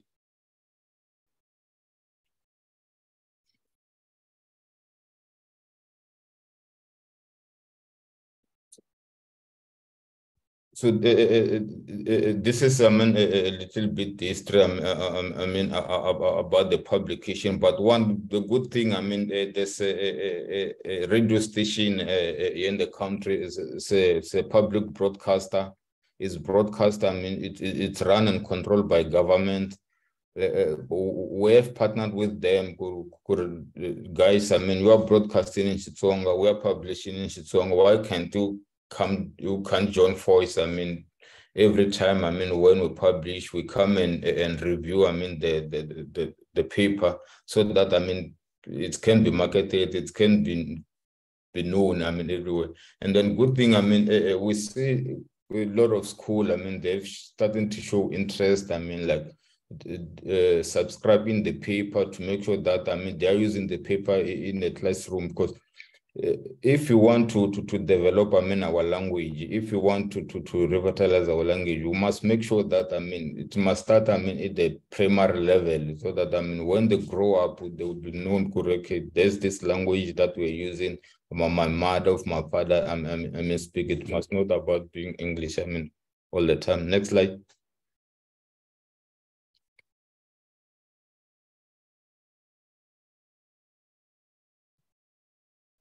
Next down.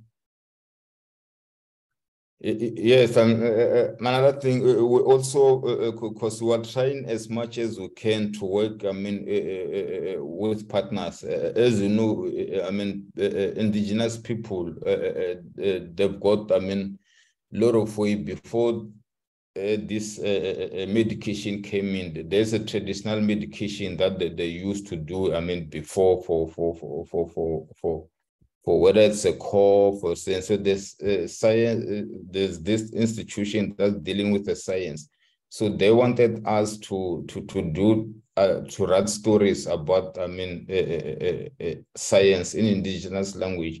We go to the villages, we found, I mean, the old grannies and tell us how they used to do things before, why, I mean, before, like, I mean, there were not diseases like what we are seeing today. I mean, there was no ICU. I mean, there was no ICU. There was no this, all this thing that we are seeing today. Why did they manage to keep their health? I mean, the way they were.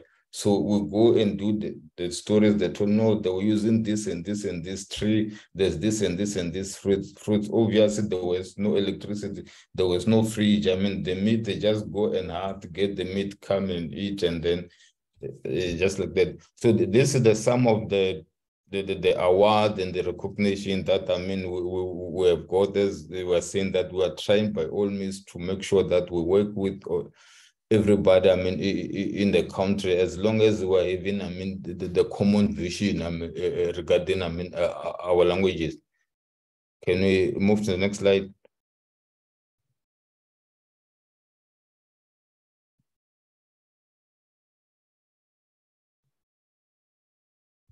So our editorial, I mean, we have drawn up, I mean, the editorial, I mean, that's going to help us, I mean, to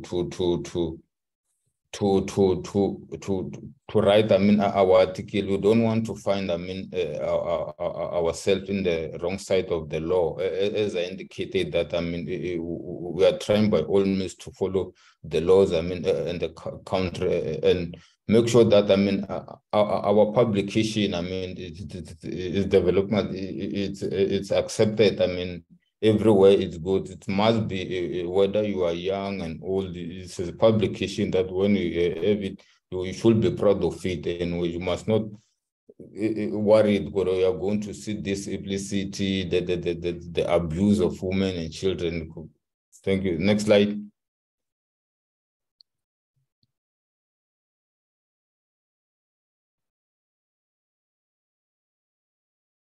Yeah, part of I mean, our editorial, I mean, we make sure that, I mean, we don't take, I mean, advertising that, I mean, promote, I mean, pornography. As you know, pornography, I mean, it's all over, I mean, and it's killing, I mean, our children, I mean, and youth, because, I mean, you may find when you're sitting on a computer, laptop, something just popping, I mean, in your phone. So we make sure that, I mean, regardless, I mean, how much, I mean, you are going to bring, but, I mean, if it does not goes, I mean, with our editorial policy, we are not going to publish, I mean, such kind of material. Next slide.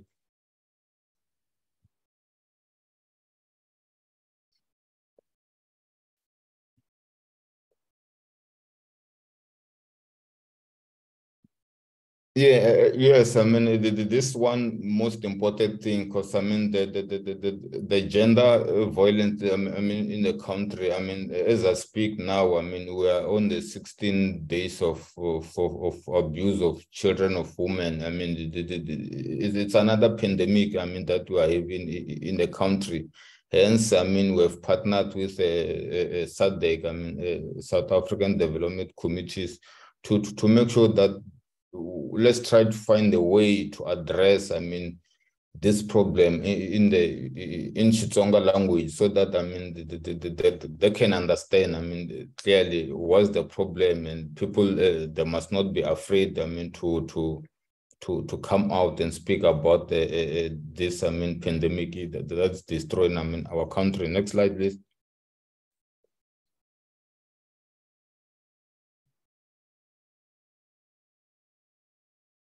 Yeah, in conclusion, I would like to end with a quote from our late State President Nelson Mandela.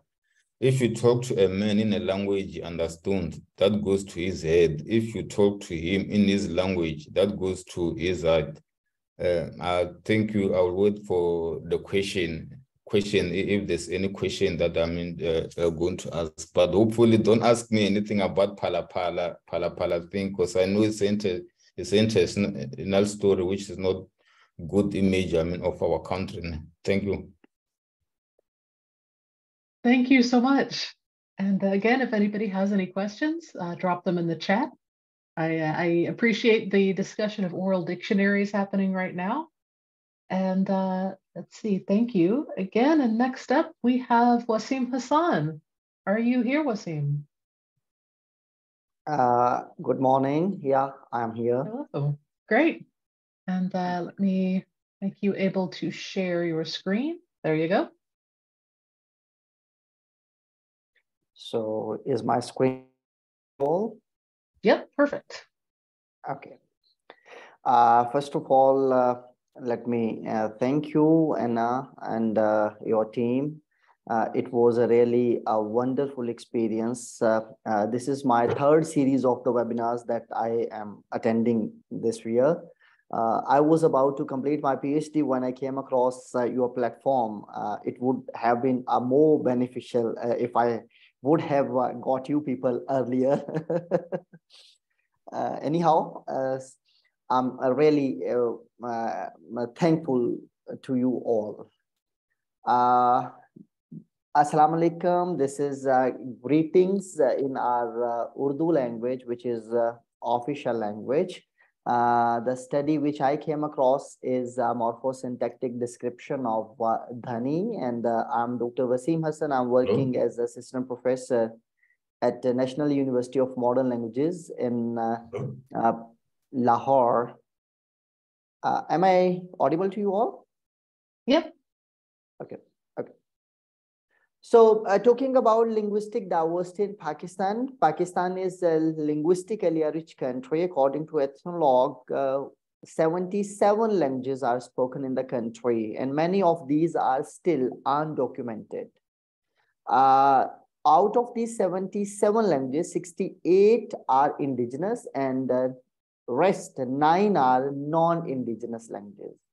And another, a recent study has pointed out some 80 languages spoken in the country, but this 80 does not include dialects of many major languages in our country.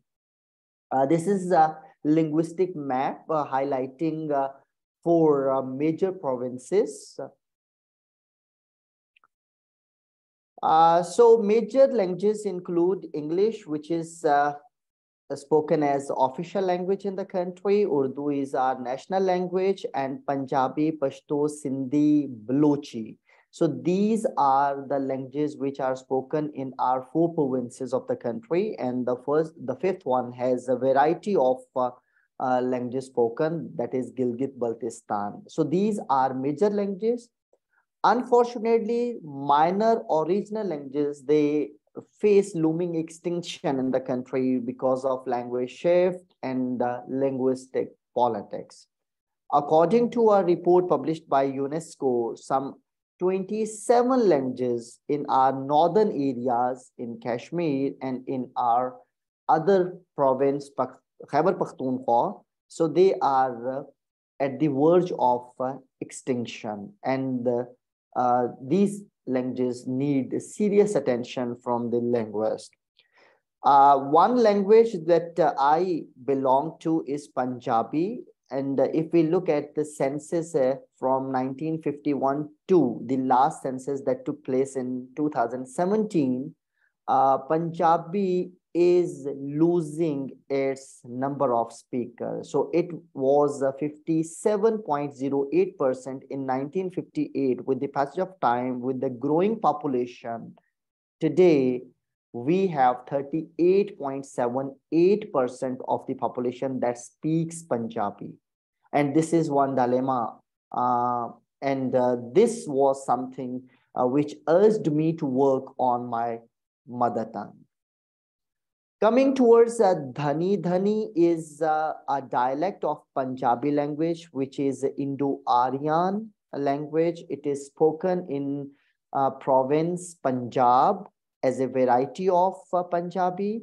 The standard variety is Majhi, and this is linguistic map of the languages, the linguistic varieties of Punjabi language spoken in province Punjab that I belong to. And here is a small area in purple line, if I can highlight it with my cursor.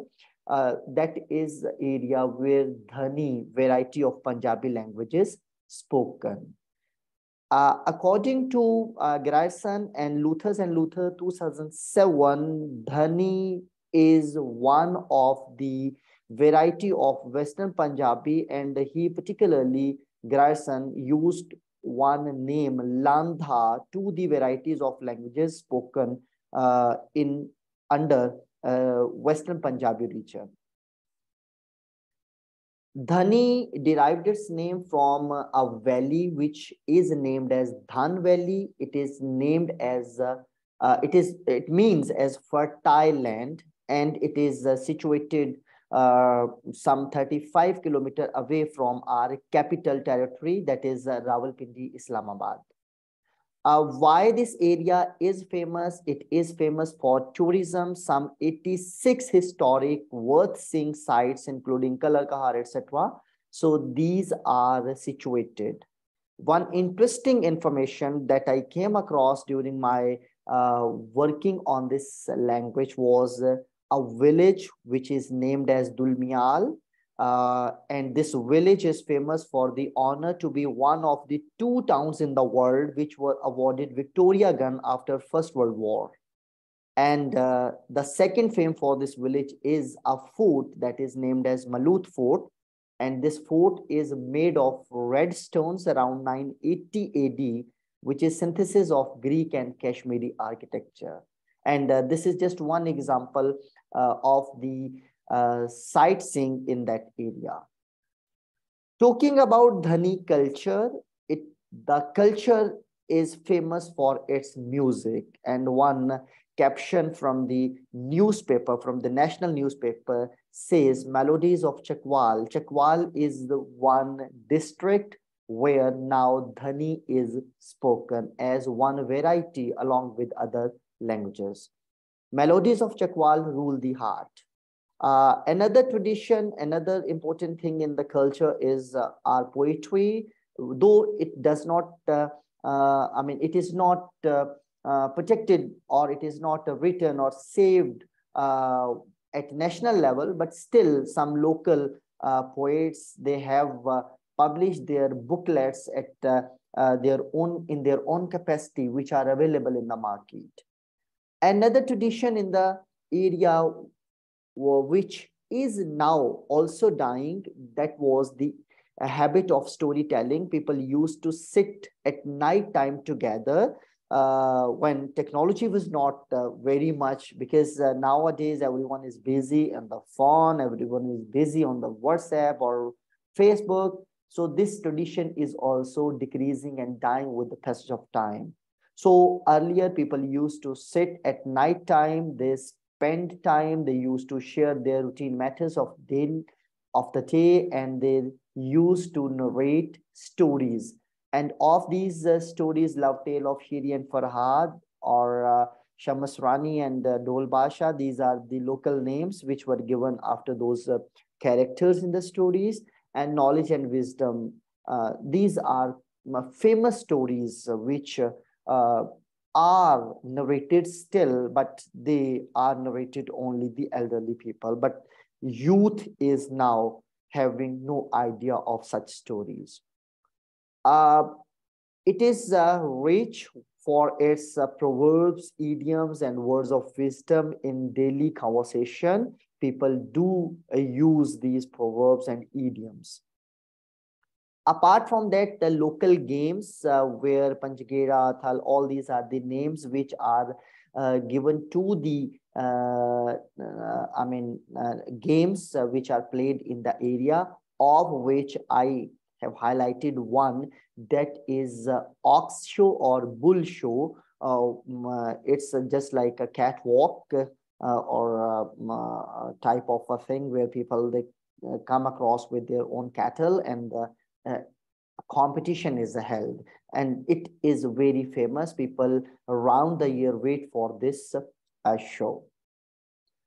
Talking about Dhani and other varieties of languages which are spoken in the area, Urdu, Pashto, and other dialects of Punjabi such as Shahpuri, Potwari, Avankari, and Majhi. Majhi is the standard variety of Punjabi language. So all these four dialects are also spoken in the neighboring areas, including even Dhan Valley too.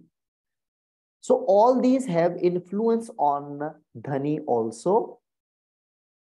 And one interesting study can be conducted on the borrowings, because I came across one interview through which it was revealed that Urdu, Hindi, Sanskrit, Greek, Arabic, Persian, and English are the languages that have contributed to a lot many vocabulary items to Dhani. And with the passage of time, the purity of the language is now dying. I have worked on two different papers during my PhD journey. One of them is phonological study of English loanwords into Dhani, and another was a lexical variation between Dhani and Majhi Punjabi. That was a comparison of lexical items between two varieties. One was Dhani and the other one is Majhi, which is spoken as standard variety. This was a little bit intro to this variety that I have worked on.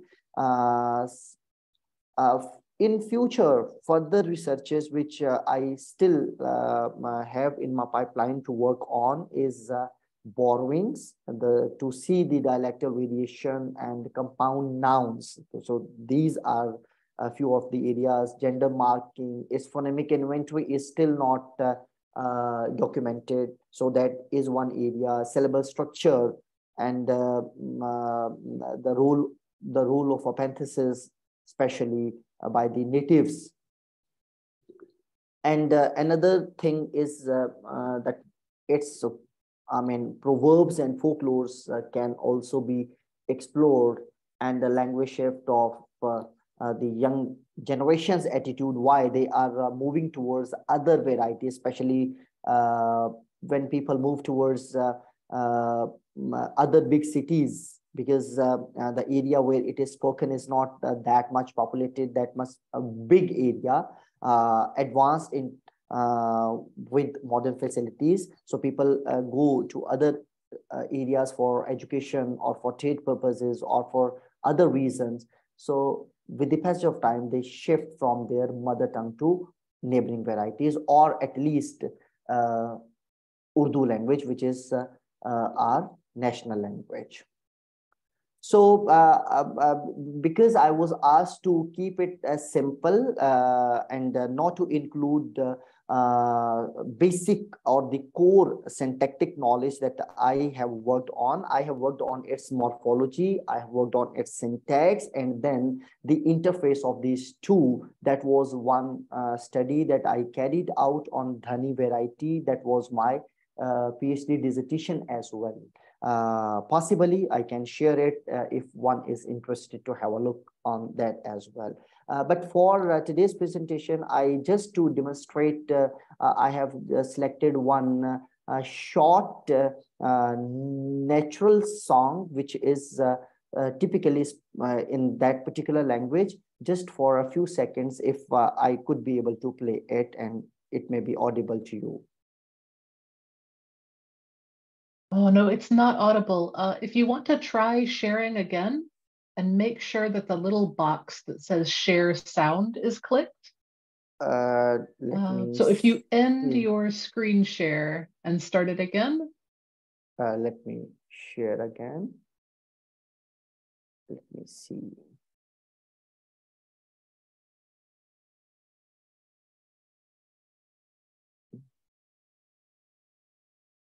see.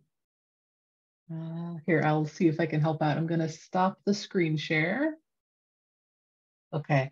Now try starting it again, and there should be a little box at the bottom left that says share sound. This trips me up every time too. I always forget to check the box.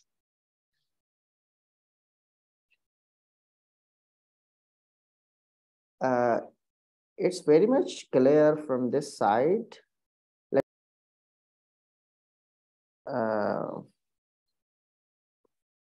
Yeah, we can't see your slides anymore. You'll have to start your screen share again. There we go. Is it visible now or audible? Oh no, unfortunately. Okay, I would share its link for better understanding. So this was just one intro from my side about the work that I am working on under this slogan or declaration from the UNESCO that they are celebrating the decade of 2022 to 2032 as a international decade of the indigenous languages. So that was one more urge for me to work and to keep working on my mother tongues. So this was a brief intro from my side. I try to keep it non-linguistic so that more of the participants in the webinar could understand the idea. Thank you very much. Thank you. That was wonderful. And thank you for being here for, you said, 3 years of webinars. You are truly a veteran. Thanks for sticking around. Thank you very much. Thank you. All right. And if y'all have any questions about Wasim's work, please drop them in the chat. And next up, we have Tesfaye Nagash. And I'm so sorry, I don't think I've said your name out loud before. I apologize if I pronounced it poorly. Yeah. And let's make sure you can share your screen. There you go. Okay.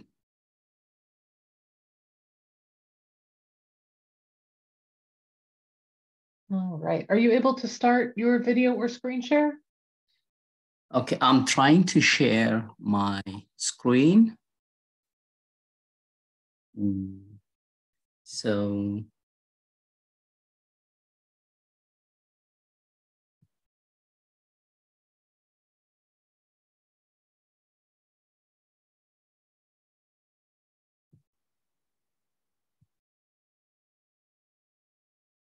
all right. Yeah, we can see it. So can you see that? Yep. Okay. So can you hear me? Yep, loud and clear. Okay. Thank you very much. Good morning from Ethiopia, and probably good afternoon and good evening on the other side of the world. And thank you very much for having me. And my name is Tesfaye Nagash, and I teach linguistics in Kotobe University of Education. And I am here to share my experience on language documentation and language description. But first, I would like to thank Endangered Language Documentation Project for their grant in University of London in SOAS. And I would like to thank Dr. Sophie Salfner and Dr. Mandana Saifuddin Poor. Sorry if I mispronounce their name. And for their help and support. And without their support, my PhD wouldn't have been possible. And as you see from my screen, it is about documentation and grammatical description of Homo. And here in Africa, there are 4 major superfamilies, and out of these 4 major language superfamilies, 2 of them are spoken in Ethiopia, Nilo-Saharan languages and Afro-Asiatic languages. Is a very linguistically diverse and very rich country. And there are about 86, probably over 86 languages are spoken here in Ethiopia. And Komo, my language, is spoken on the western part of Ethiopia in Benshangul Gumuz region and in Gambella region. So as you see from the picture here, and Komo is spoken in remote areas near the border of Ethiopia and with Sudan, primarily to the southwest of Benshangul Gumuz and Gambella region.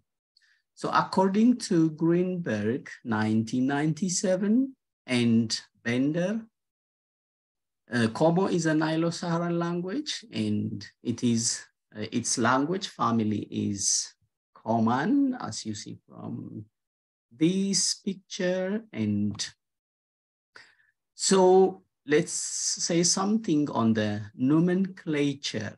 The name of the language is Kom, not Komo. However, other people in the area call the people Komo, which includes Gwama language, Dina language, Ganzo speakers. And there are about 11,000 Komo speakers in Ethiopia, Sudan, and South Sudan. They are multilingual. They speak Oromo, Amharic, Gwama, and Arabic, and the ISO code is here. My language assistants were Michael Gidamariam, thank you, Michael Gidamariam, and Darguziat, and Jirenya Laki, Mukta Farah. These people helped me to complete the documentation project and the grammar description. And what was the specific outcome of this project? The specific outcome of this project was PhD dissertation entitled Documentation and Grammatical Description of Komo, and 30 hours of naturalistic, that means authentic data of audio and video have been collected, and 3 hours of transcription, annotation of linguistic data, and glossing have been made, and metadata also. I did the metadata using Arbil software. And then why it is important? So documenting this language is very, very important because it is very endangered language. It is endangered due to people's movement and due to resettlement program and instability in the area. People move from one place to another, and contact with dominant languages, the influence of bigger languages such as Arabic, Oromo, Amharic, and Gwama languages, their language because of, anything wrong? Yes.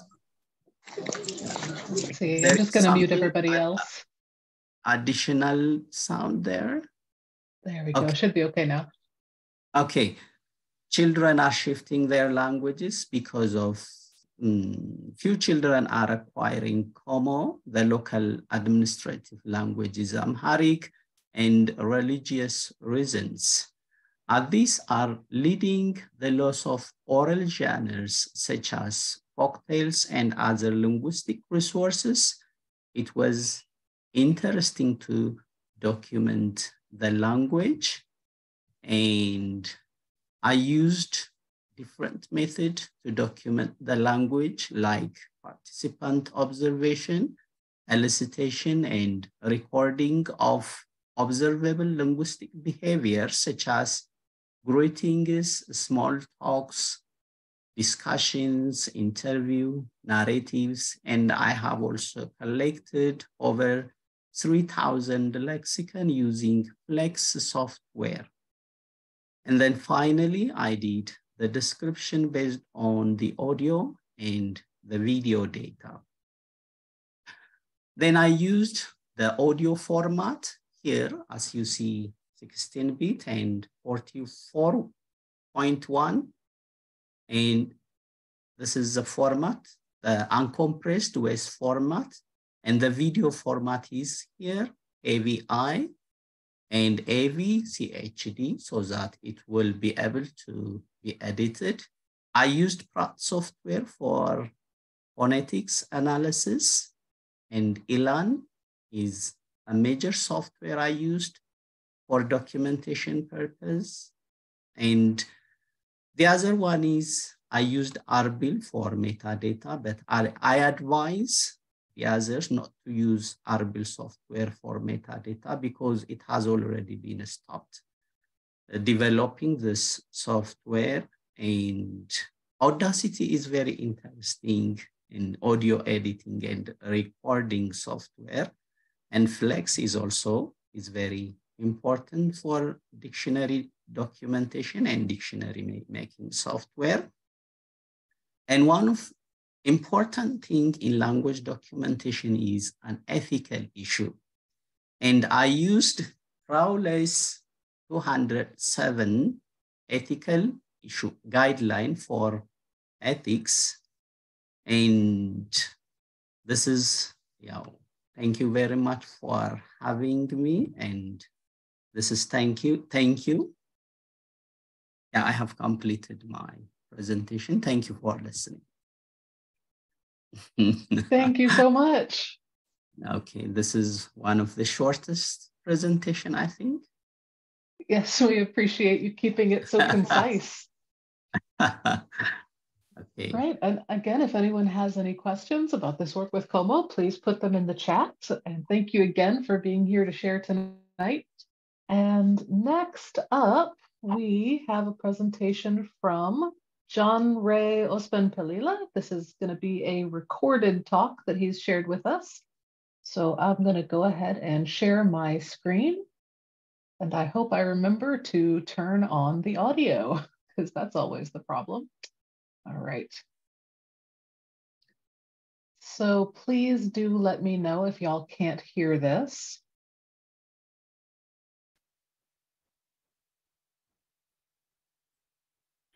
To the Language Documentation Training Center and the Endangered Languages Project, Dr. Anna. Ladies and gentlemen, good day, and thank you for having me for sharing about our language, namely the Kankanai.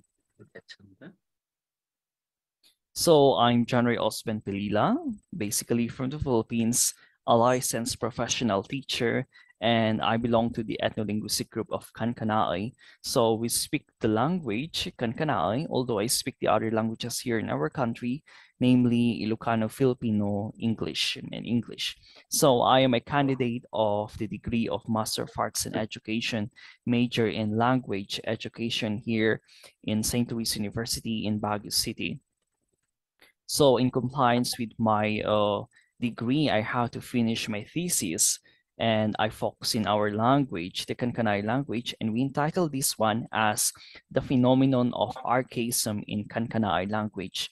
It's a little bit technical, so let's try to dissect these keywords and discuss it with you. So when we say Kankanai, these can be pertained to the language or to the people. So the Kankanai people are one of the ethno-linguistic groups in the Cordillera Administrative Region, particularly in the province of Benguet Mountain Province. Although in terms of language, the Kankanai language is one of the Northern Philippine languages and being spoken by the Kankanai people. And according to Reed in 2009, based on his study, the Northern Philippine languages, which the Kankanai belong, he found out that all of the languages together with Bontoc, Ifugao, Balangao languages are similar.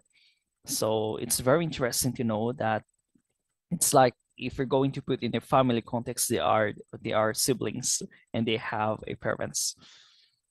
So if you're going to look the map of the Philippines, basically, I'm not really sure in the case of the other countries that were colonized as well by the Spaniards. So the Philippines is divided into different regions. So we are located here in the northernmost part of the Philippines, and we belong to the Cordillera Administrative Region. So within our region, it is divided into different provinces. So we have 6 provinces in the Cordillera Administrative Region. So we have Apayao, Abra, Kalinga, Mountain Province, Ifugao, and Benguet. So if we're going to map where are the Kankanai speakers, they're located in the northern part of Benguet and in the southern part of Mountain Province. On the other hand, defining archaism. But before that, let's look that one of the characteristics of our language is dynamic. So integrating archaism, there are situations wherein there are words in present times that were being modified or evolved with new expressions or words, and some of the traditional words or the outdated words in our language are completely forgotten. And then some of the young generations perceive or hear this as new words. Well, in fact, these are old words. And sometimes they know these words, but they don't use it in daily communication. Sometimes these traditional words are caused of misunderstanding between the old and new generations. And it's sad to know that some of the young generations, there are a lot of studies saying that the young generation try to replace their words, their traditional words, or with synonyms, or they try to borrow words from other languages in current languages, or current words spoken as a replacement. And they even try to merge it with the national language or in their second language. This kind of situation can be already lead to what we call archaism. So archaism is a situation when the young generation can no longer recognize the words spoken by their parents, especially their heritage or their first language or L1. So basically, when we say archaism, this is something that is considered pre-cultural, traditional, or antiquated. And although these words are still used as part of our language, however, we use it occasionally or rarely. And if we're going to see our literature, our poetry, or some prose, they are mainly located there. For example, most of the archaic words can be found in the proverbs, epics, folklores, and even historical books, religious, legal, and business context. So if we're going to see, there are a lot of contributing factors why archaism is being experienced by speakers per particular group. I found out based on different studies that one of the contributing factor is technological development, and also they mentioned decreasing population of the old generation, intermarriage, decreasing function of the first language, wherein they use the national language and major languages in education, and at the same time resulting to the having of negative attitudes towards their first language. Sometimes linguistic suicide when the parents try not to teach their children their first language, so that's considered linguistic suicide. That's the reason why their children cannot speak their first language. So if we're going to assess archaism based on the different studies who conducted this kind of assessment, they are evaluating the words of a particular language based on their level of current knowledge and familiarity. And accordingly, there are 3 steps that we have to do if we're going to conduct this kind of assessment. You collect first the words, and then later you assess it among the target group. And then after that, you're going to validate it through maybe perhaps interview, focus group discussion, and many more. Going back, if you're going to see the level of language vitality of Kankanaey it is not unsafe, it's not endangered, but according to the Commission sa Wikang Filipino, the official agency assessing the languages here in the Philippines, so that is the Commission sa Wikang Filipino, they mentioned in their report, in their official report that Kankanai is still safe, meaning that all of the young to old generation can speak the language. So if you're going to ask me why you're focusing that language, if in fact it's why you're trying to assess that language, the familiarity, and even, yes, the familiarity of the speakers in that language, if, well, in fact, it's safe. I found out that based on different researches, also recent researches, it was found out that Kankanai language has started to face code switching, linguistic discrimination, and prejudice, and even language dominance. And then based on observations as well, when I'm going home in our municipality, some of the young speakers don't know most of the traditional words being spoken by the old generation. It's actually evident, however, there's lack of study to prove this one. And it seems based on our readings, no studies conducted in the Philippines on archaism. So this is something promising study or project, language project. And then if we're going to compare with the other ethno-linguistic group here in the province of Benguet, there are few documentation of Kankanai words in our province. So those are the triggering factors why we propose this study. Going back in our title, so we are focusing on the phenomenon or the case. So we're looking on the case of Kankanai language. So of archaism in Kankanai language. So we want to look if archaism, since there are already code switching happening in the language, we want to see the situation of archaism if it's happening already in Kankanai language. So answering the questions given by Dr. Anna. So what are your goals, what you are doing to achieve them? So if you really want to revitalize a language, it is a very evident that you have to conduct first a language assessment. So the assessment of archaism or traditional words, to put it simply, is conducted because these words or these traditional words might be forgotten, especially by the young generation.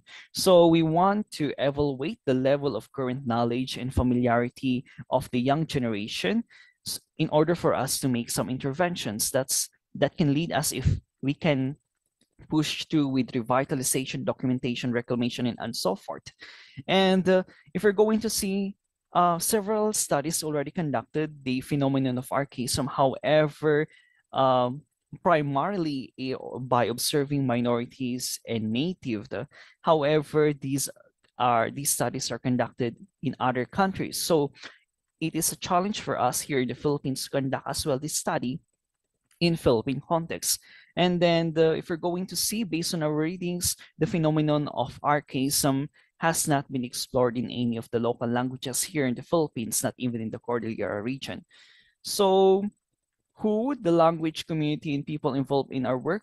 Of course, since I am still a graduate student, I am working with my advisor, Dr. Shirley Ayaw from St. Louis University, and together with my external and internal panel of panel members. So we have Dr. Kibitin, Dr. Spica, Dr. Tulay, and Dr. Ison coming from the different universities here in our city. And of course, together with our dean, Dr. Wederick, and Dr. Busbus, our graduate program coordinator. And of course, we are targeting the Kankanai language, and we focused on the indigenous cultural communities or the indigenous peoples of Suyok. And of course, we are working together with the National Commission on Indigenous Peoples here in the Cordillera Administrative Region, and of course, the NCIP Atok Community Services. Now, where are we conducting this study? If we're going to map again the province of Benguet. I mentioned a while ago that the Kankanai speakers are located in the northern part of Benguet and then southern part of Mountain Province. However, it's too big for me as a graduate student to focus in the whole areas or in the whole ancestral domain where the Kankanai speakers. So we have to focus in one area, which is we considered my place of birth. So we went there in Mankayan, one of the municipalities of Benguet. And then since it's still a big location, we have to dissect or focus in one of the barangays of this municipality. And so there we focus in Barangay Palasaan or Suyok. So the status of the project or my thesis as of December 2022, I have to undergo these 4 main steps or 4 main processes. So we have to secure ethics clearances from the university and at the same time in the National Commission on Indigenous People. Well, basically here in our country or here in our university, in any data gathering involving people, we have to secure this university clearance. If we're going to see here the 2 pictures here above, so I secured it already last summer. And at the same time, since I'm involving indigenous peoples, we are very strict. The agency, which is called the National Commission on Indigenous People, is very strict on this one, that if you're going to involve IP groups or indigenous people group, you have to secure another clearance. So you have to present your project in the community, and then they're going to approve you. They're going to approve it if they're going to allow you to conduct study or not. Even if you are part of the community, so you have to secure this FPIC clearance or the free prior and informed consent or FPIC. So luckily after 2 months, I have presented my paper to them, and then we secured this memorandum of agreement and of course the certification precondition released by the National Commission on Indigenous People, signifying that I can already conduct my study there in our community. So these are some of the pictures. We presented the study, and then after that, we conducted already the first step of the assessment of archaism. So we collected the different words, the Kankanai words. There were some elders came holding their word list, so we consolidated it, and we agreed if these belong to the Kankanai words or they speak this language. And there are a lot of words that we excluded for the reason that these words are not being spoken by in the particular community, meaning the words listed there are sometimes Ilocano language, belong to the other languages, or it's not being spoken by other areas. So if you're going to see, even if Kankanai is still a minor language, there are a lot of dialects or varieties of the language, and they're spoken in the different parts of Mountain Province and Benguet. So there, we're having the group elicitation. And then after that, here are some pictures wherein we try to have the memorandum of agreement between the community and of course the researcher. So there are a lot of elders went there to sign at the same time to support my study. So why is it interesting? Why is it important? And why is it meaningful? It is very interesting because this study on archaism, the assessment of archaism, could be the first study of archaism not only in the Cordillera or in the region, but in the whole country. And of course, it is very important because if this thesis or this language project will become successful, it can lead to the proposing of a bigger project, which can cover the whole municipality or all of the ancestral domains of the Kankanai people. So yes, we will going to be needing to have fundings there. And then of course, it is very meaningful because whatever words that the community validated, this can be published as a dictionary because it was found out that the location that local of the locale of the study, we found out that they don't have any documentation. And well, other studies mentioning that why a language is being endangered for the reason that they don't have any documentation. So yes, it's very important to have first this kind of assessment for us to know the different interventions, and then later on we can plan if how we're going to revitalize, document, and reclaim our languages. So these are the references that I used. So I dissected these from my thesis. So thank you very much. Should you have any questions, feel free to contact me on my email. And of course, I posted here my Facebook, my Instagram, and of course, my LinkedIn. Thank you very much, and have a great day.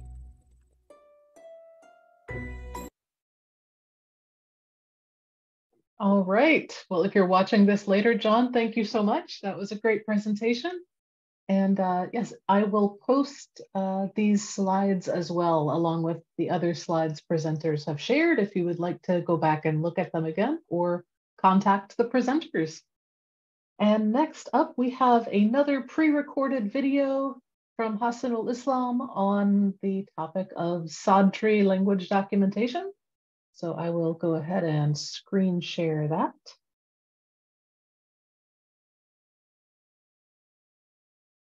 All right. Greetings to all of you. First of all, I'd like to thank the organizers for giving me an opportunity to present here. And I also apologize to all of you for this recorded video.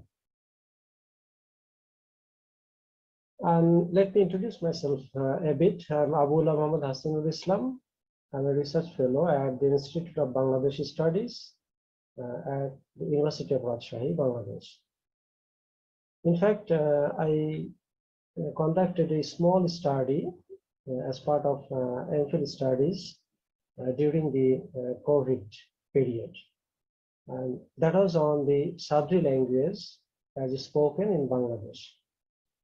And that's why I'm going to present some findings about the lexical variation that I found between Sadri and Bangla, and also among Sadri variations. And the two tools that I used is the basic word list and a story. But to begin, I must thank the language consultants who helped me a lot. Without whose support, I could not have collected any data. So I'm grateful to them all. Now, I made some field visits, and these visits were done in 6 different places. But before the decisions were made, I made some pilot visits based on different census data. And finally, I chose 6 places with 6 Sadri speech communities. And I sat with them, we sat with the communities, people of different ages, from teenage to elderly people. And finally, I visited different households to collect data. And during the epidemic period, I also had to use remote data collection method. This is a summary in some way. So before we go into detail, I'm just presenting this summary of the 6 speech communities who speak Sadri.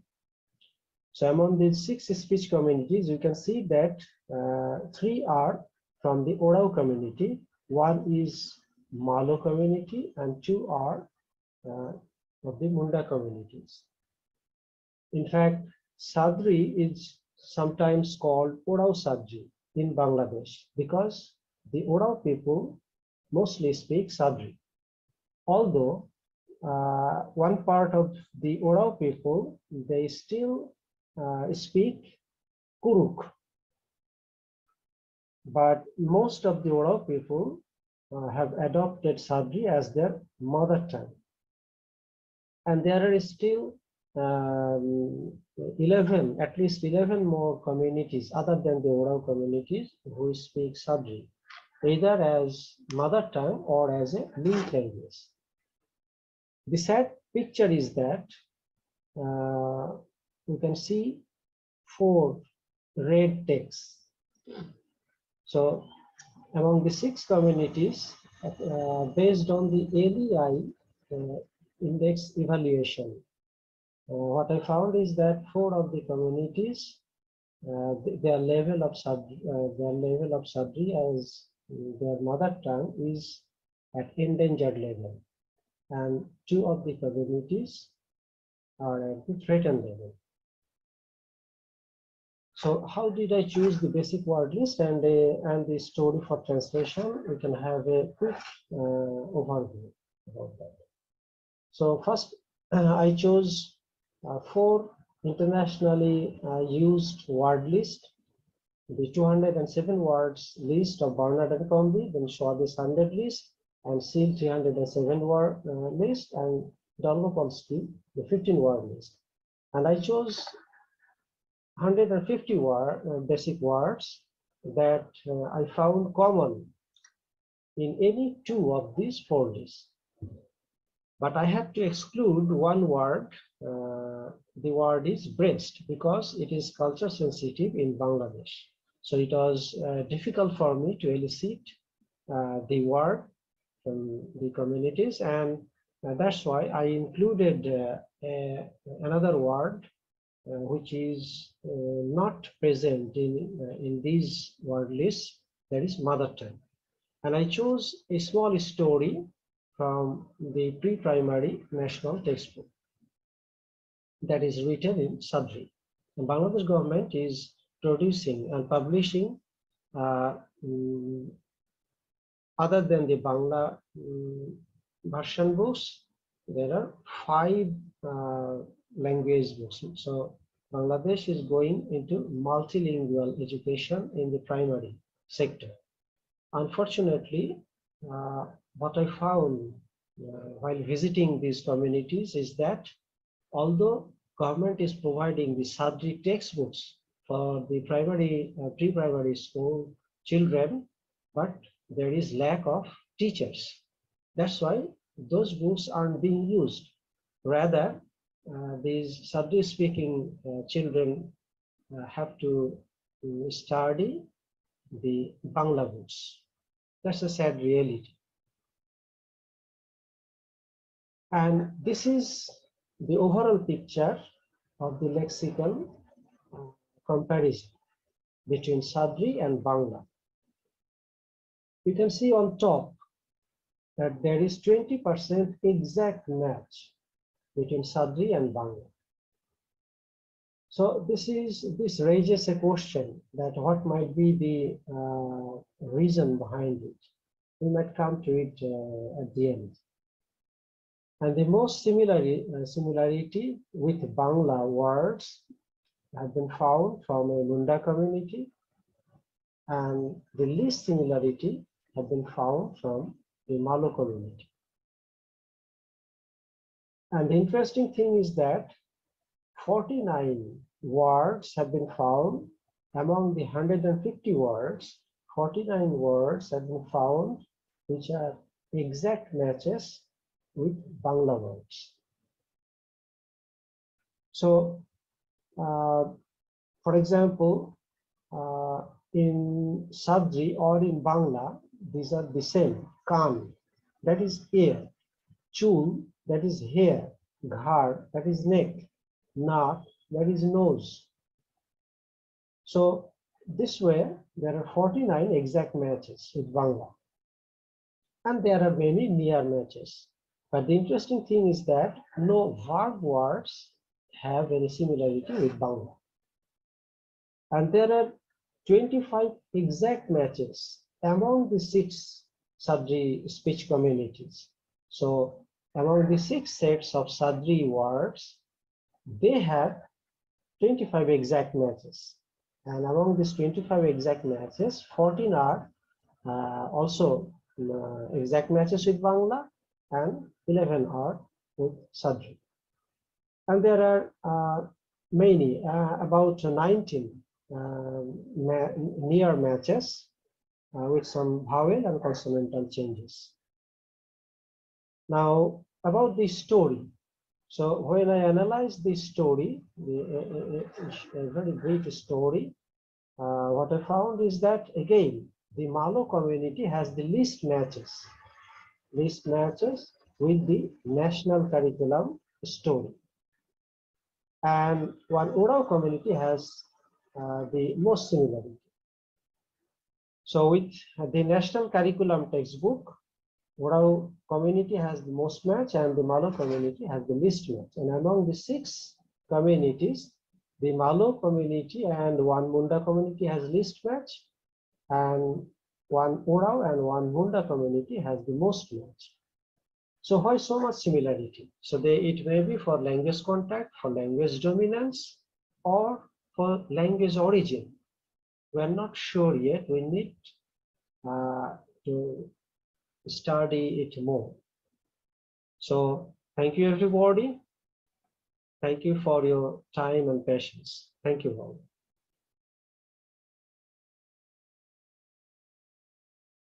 All right. And again, if you are watching, Hassanul, thank you so much for being here and sharing with us, or for sending that video to share with us. And last but not least, we have a presentation from Francel Kalup. And I'm so sorry if I pronounced your name wrong. Let me pull that up.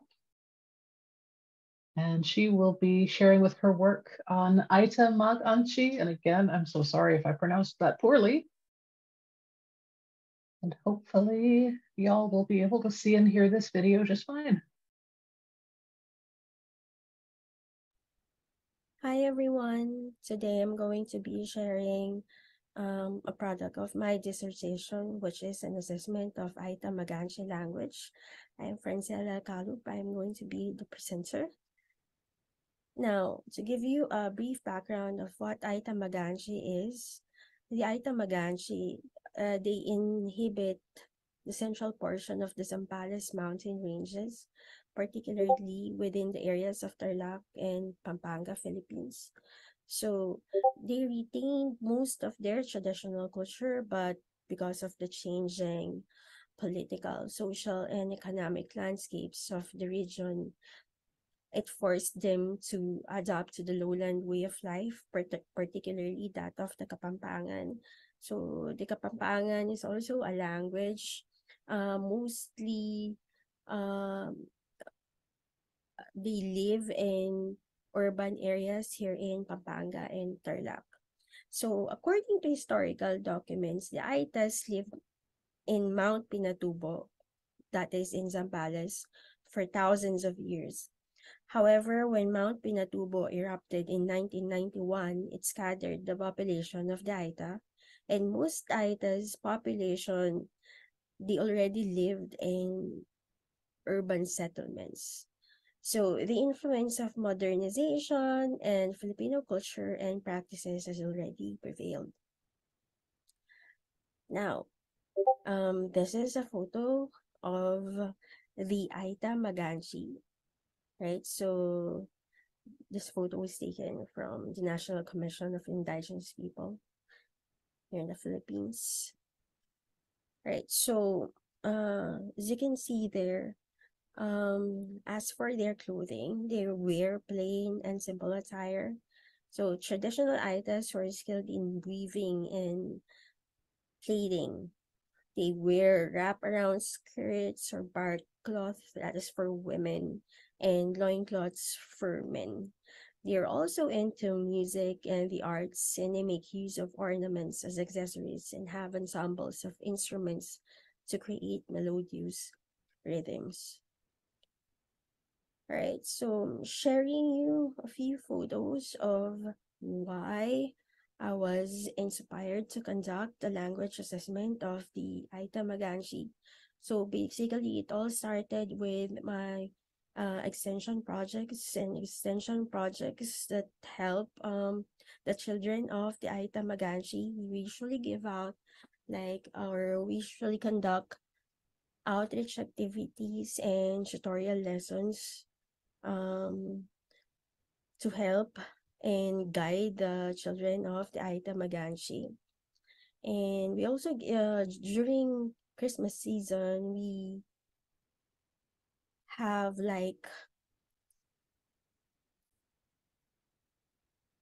we conduct gift giving activities and Christmas party programs, all right, for the children of the Aita Maganshi. Right, so in my research, the language assessment of the Aita Maganshi, I used the UNESCO Language Vitality and Endangerment Scale. All right, so this is actually by the UNESCO ad hoc expert group on endangered languages. So the language vitality assessment has major evaluative factors of language vitality. So there are actually 9 major evaluative factors. We have the first one, the intergenerational language transmission. Factor 2 would be the absolute number of speakers. Factor 3 is the proportion of speakers within the total population. And factor 4 would be the trends in existing language domains. And 5 would be the response to new domains and media. Factor 6, the materials for language education and literacy. Factor 8 would be the community members' attitudes towards their own language. And factor 9 is the amount and quality of documentation. But of course, this has to be taken collectively if ever you're going to be evaluating and using the UNESCO Language Vitality Assessment. So all of them should be taken together. Now, of course, when I conducted my study, I used observation and interviews, and I also had questionnaires based on the UNESCO's scale. I have interviewed tribal leaders or the chieftains and the elders, as well as the youth and the teachers teaching in the local school community. All right, so as for the result of the language assessment of the Aita Maganshi, for intergenerational language transmission, so it is labeled as unsafe. So the language is used by some children in all domains, and it is used by all children in limited domains. And so as to the absolute number of speakers, there are currently 8,200 users or speakers of the Aita Maganshi in Central Luzon. This is as of 1992.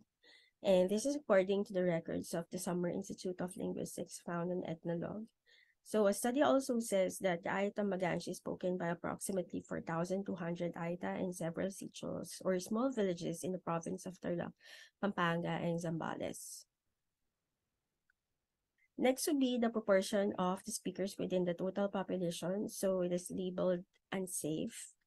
And nearly all speak the language. Of course, our goal is for it to be considered as safe.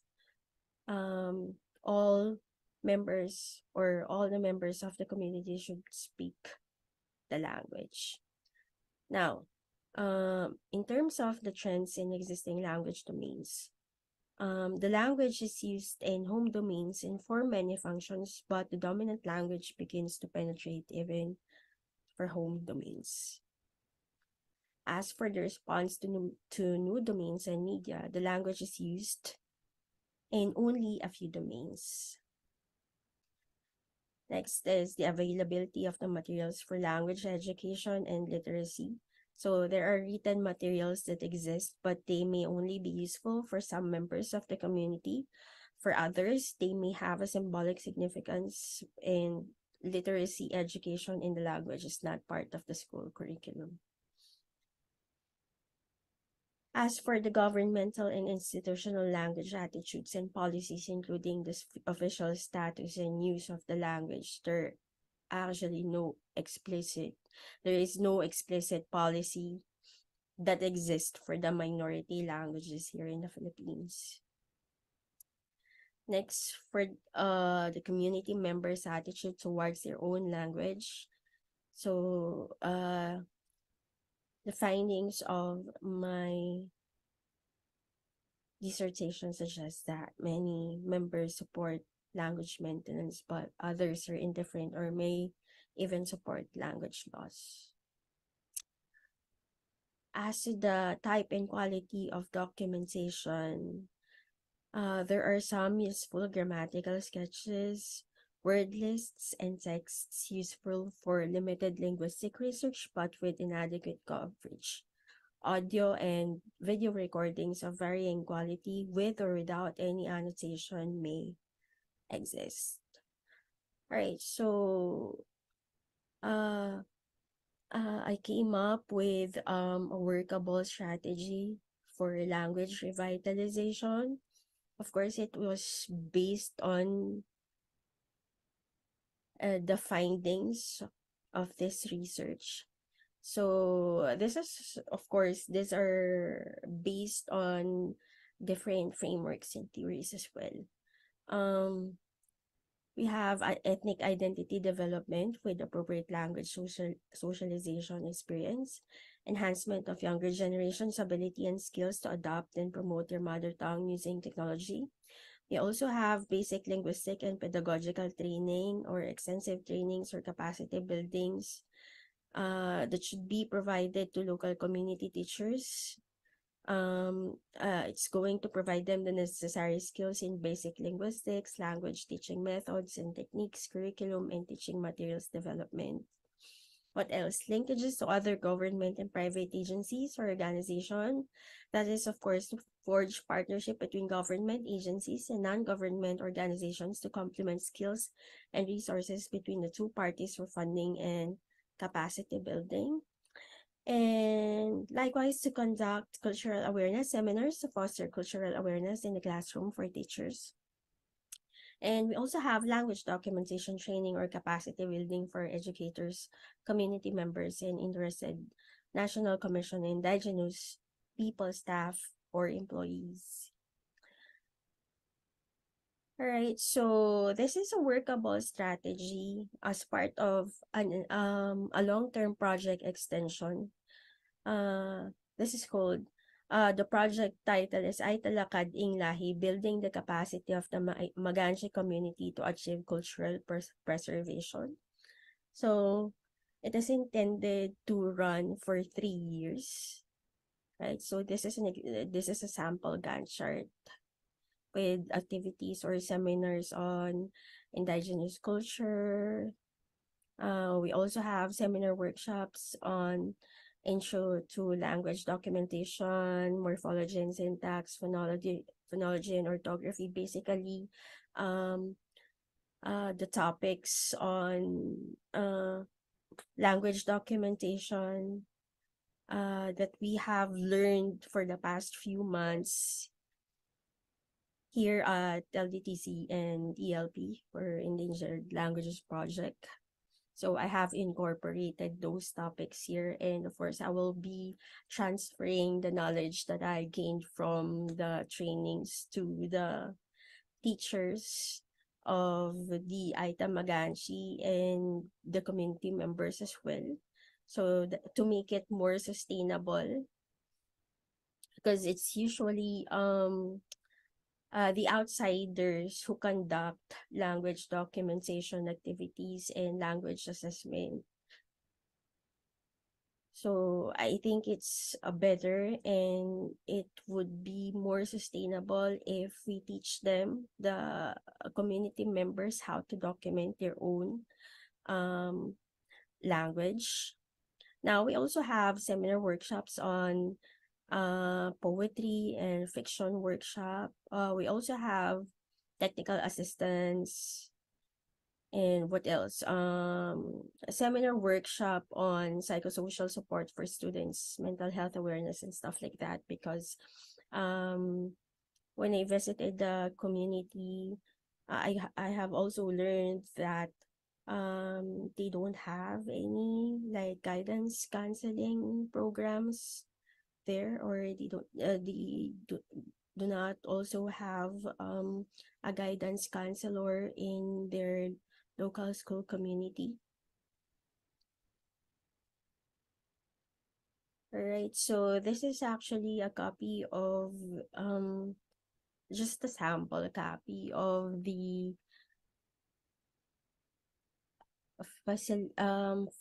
module that I will be using for the seminars. All right, so we have topics on ethnic identity development, we have curriculum change, mass media, language and culture, and we also have topics on language diversity, endangerment, and documentation. All right, so that would be all for my presentation. Thank you guys for listening.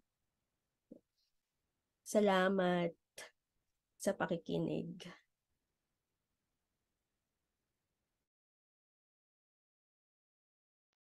All right. Well, thank you everybody for being here, and thank you to Francella for sharing your work with us tonight.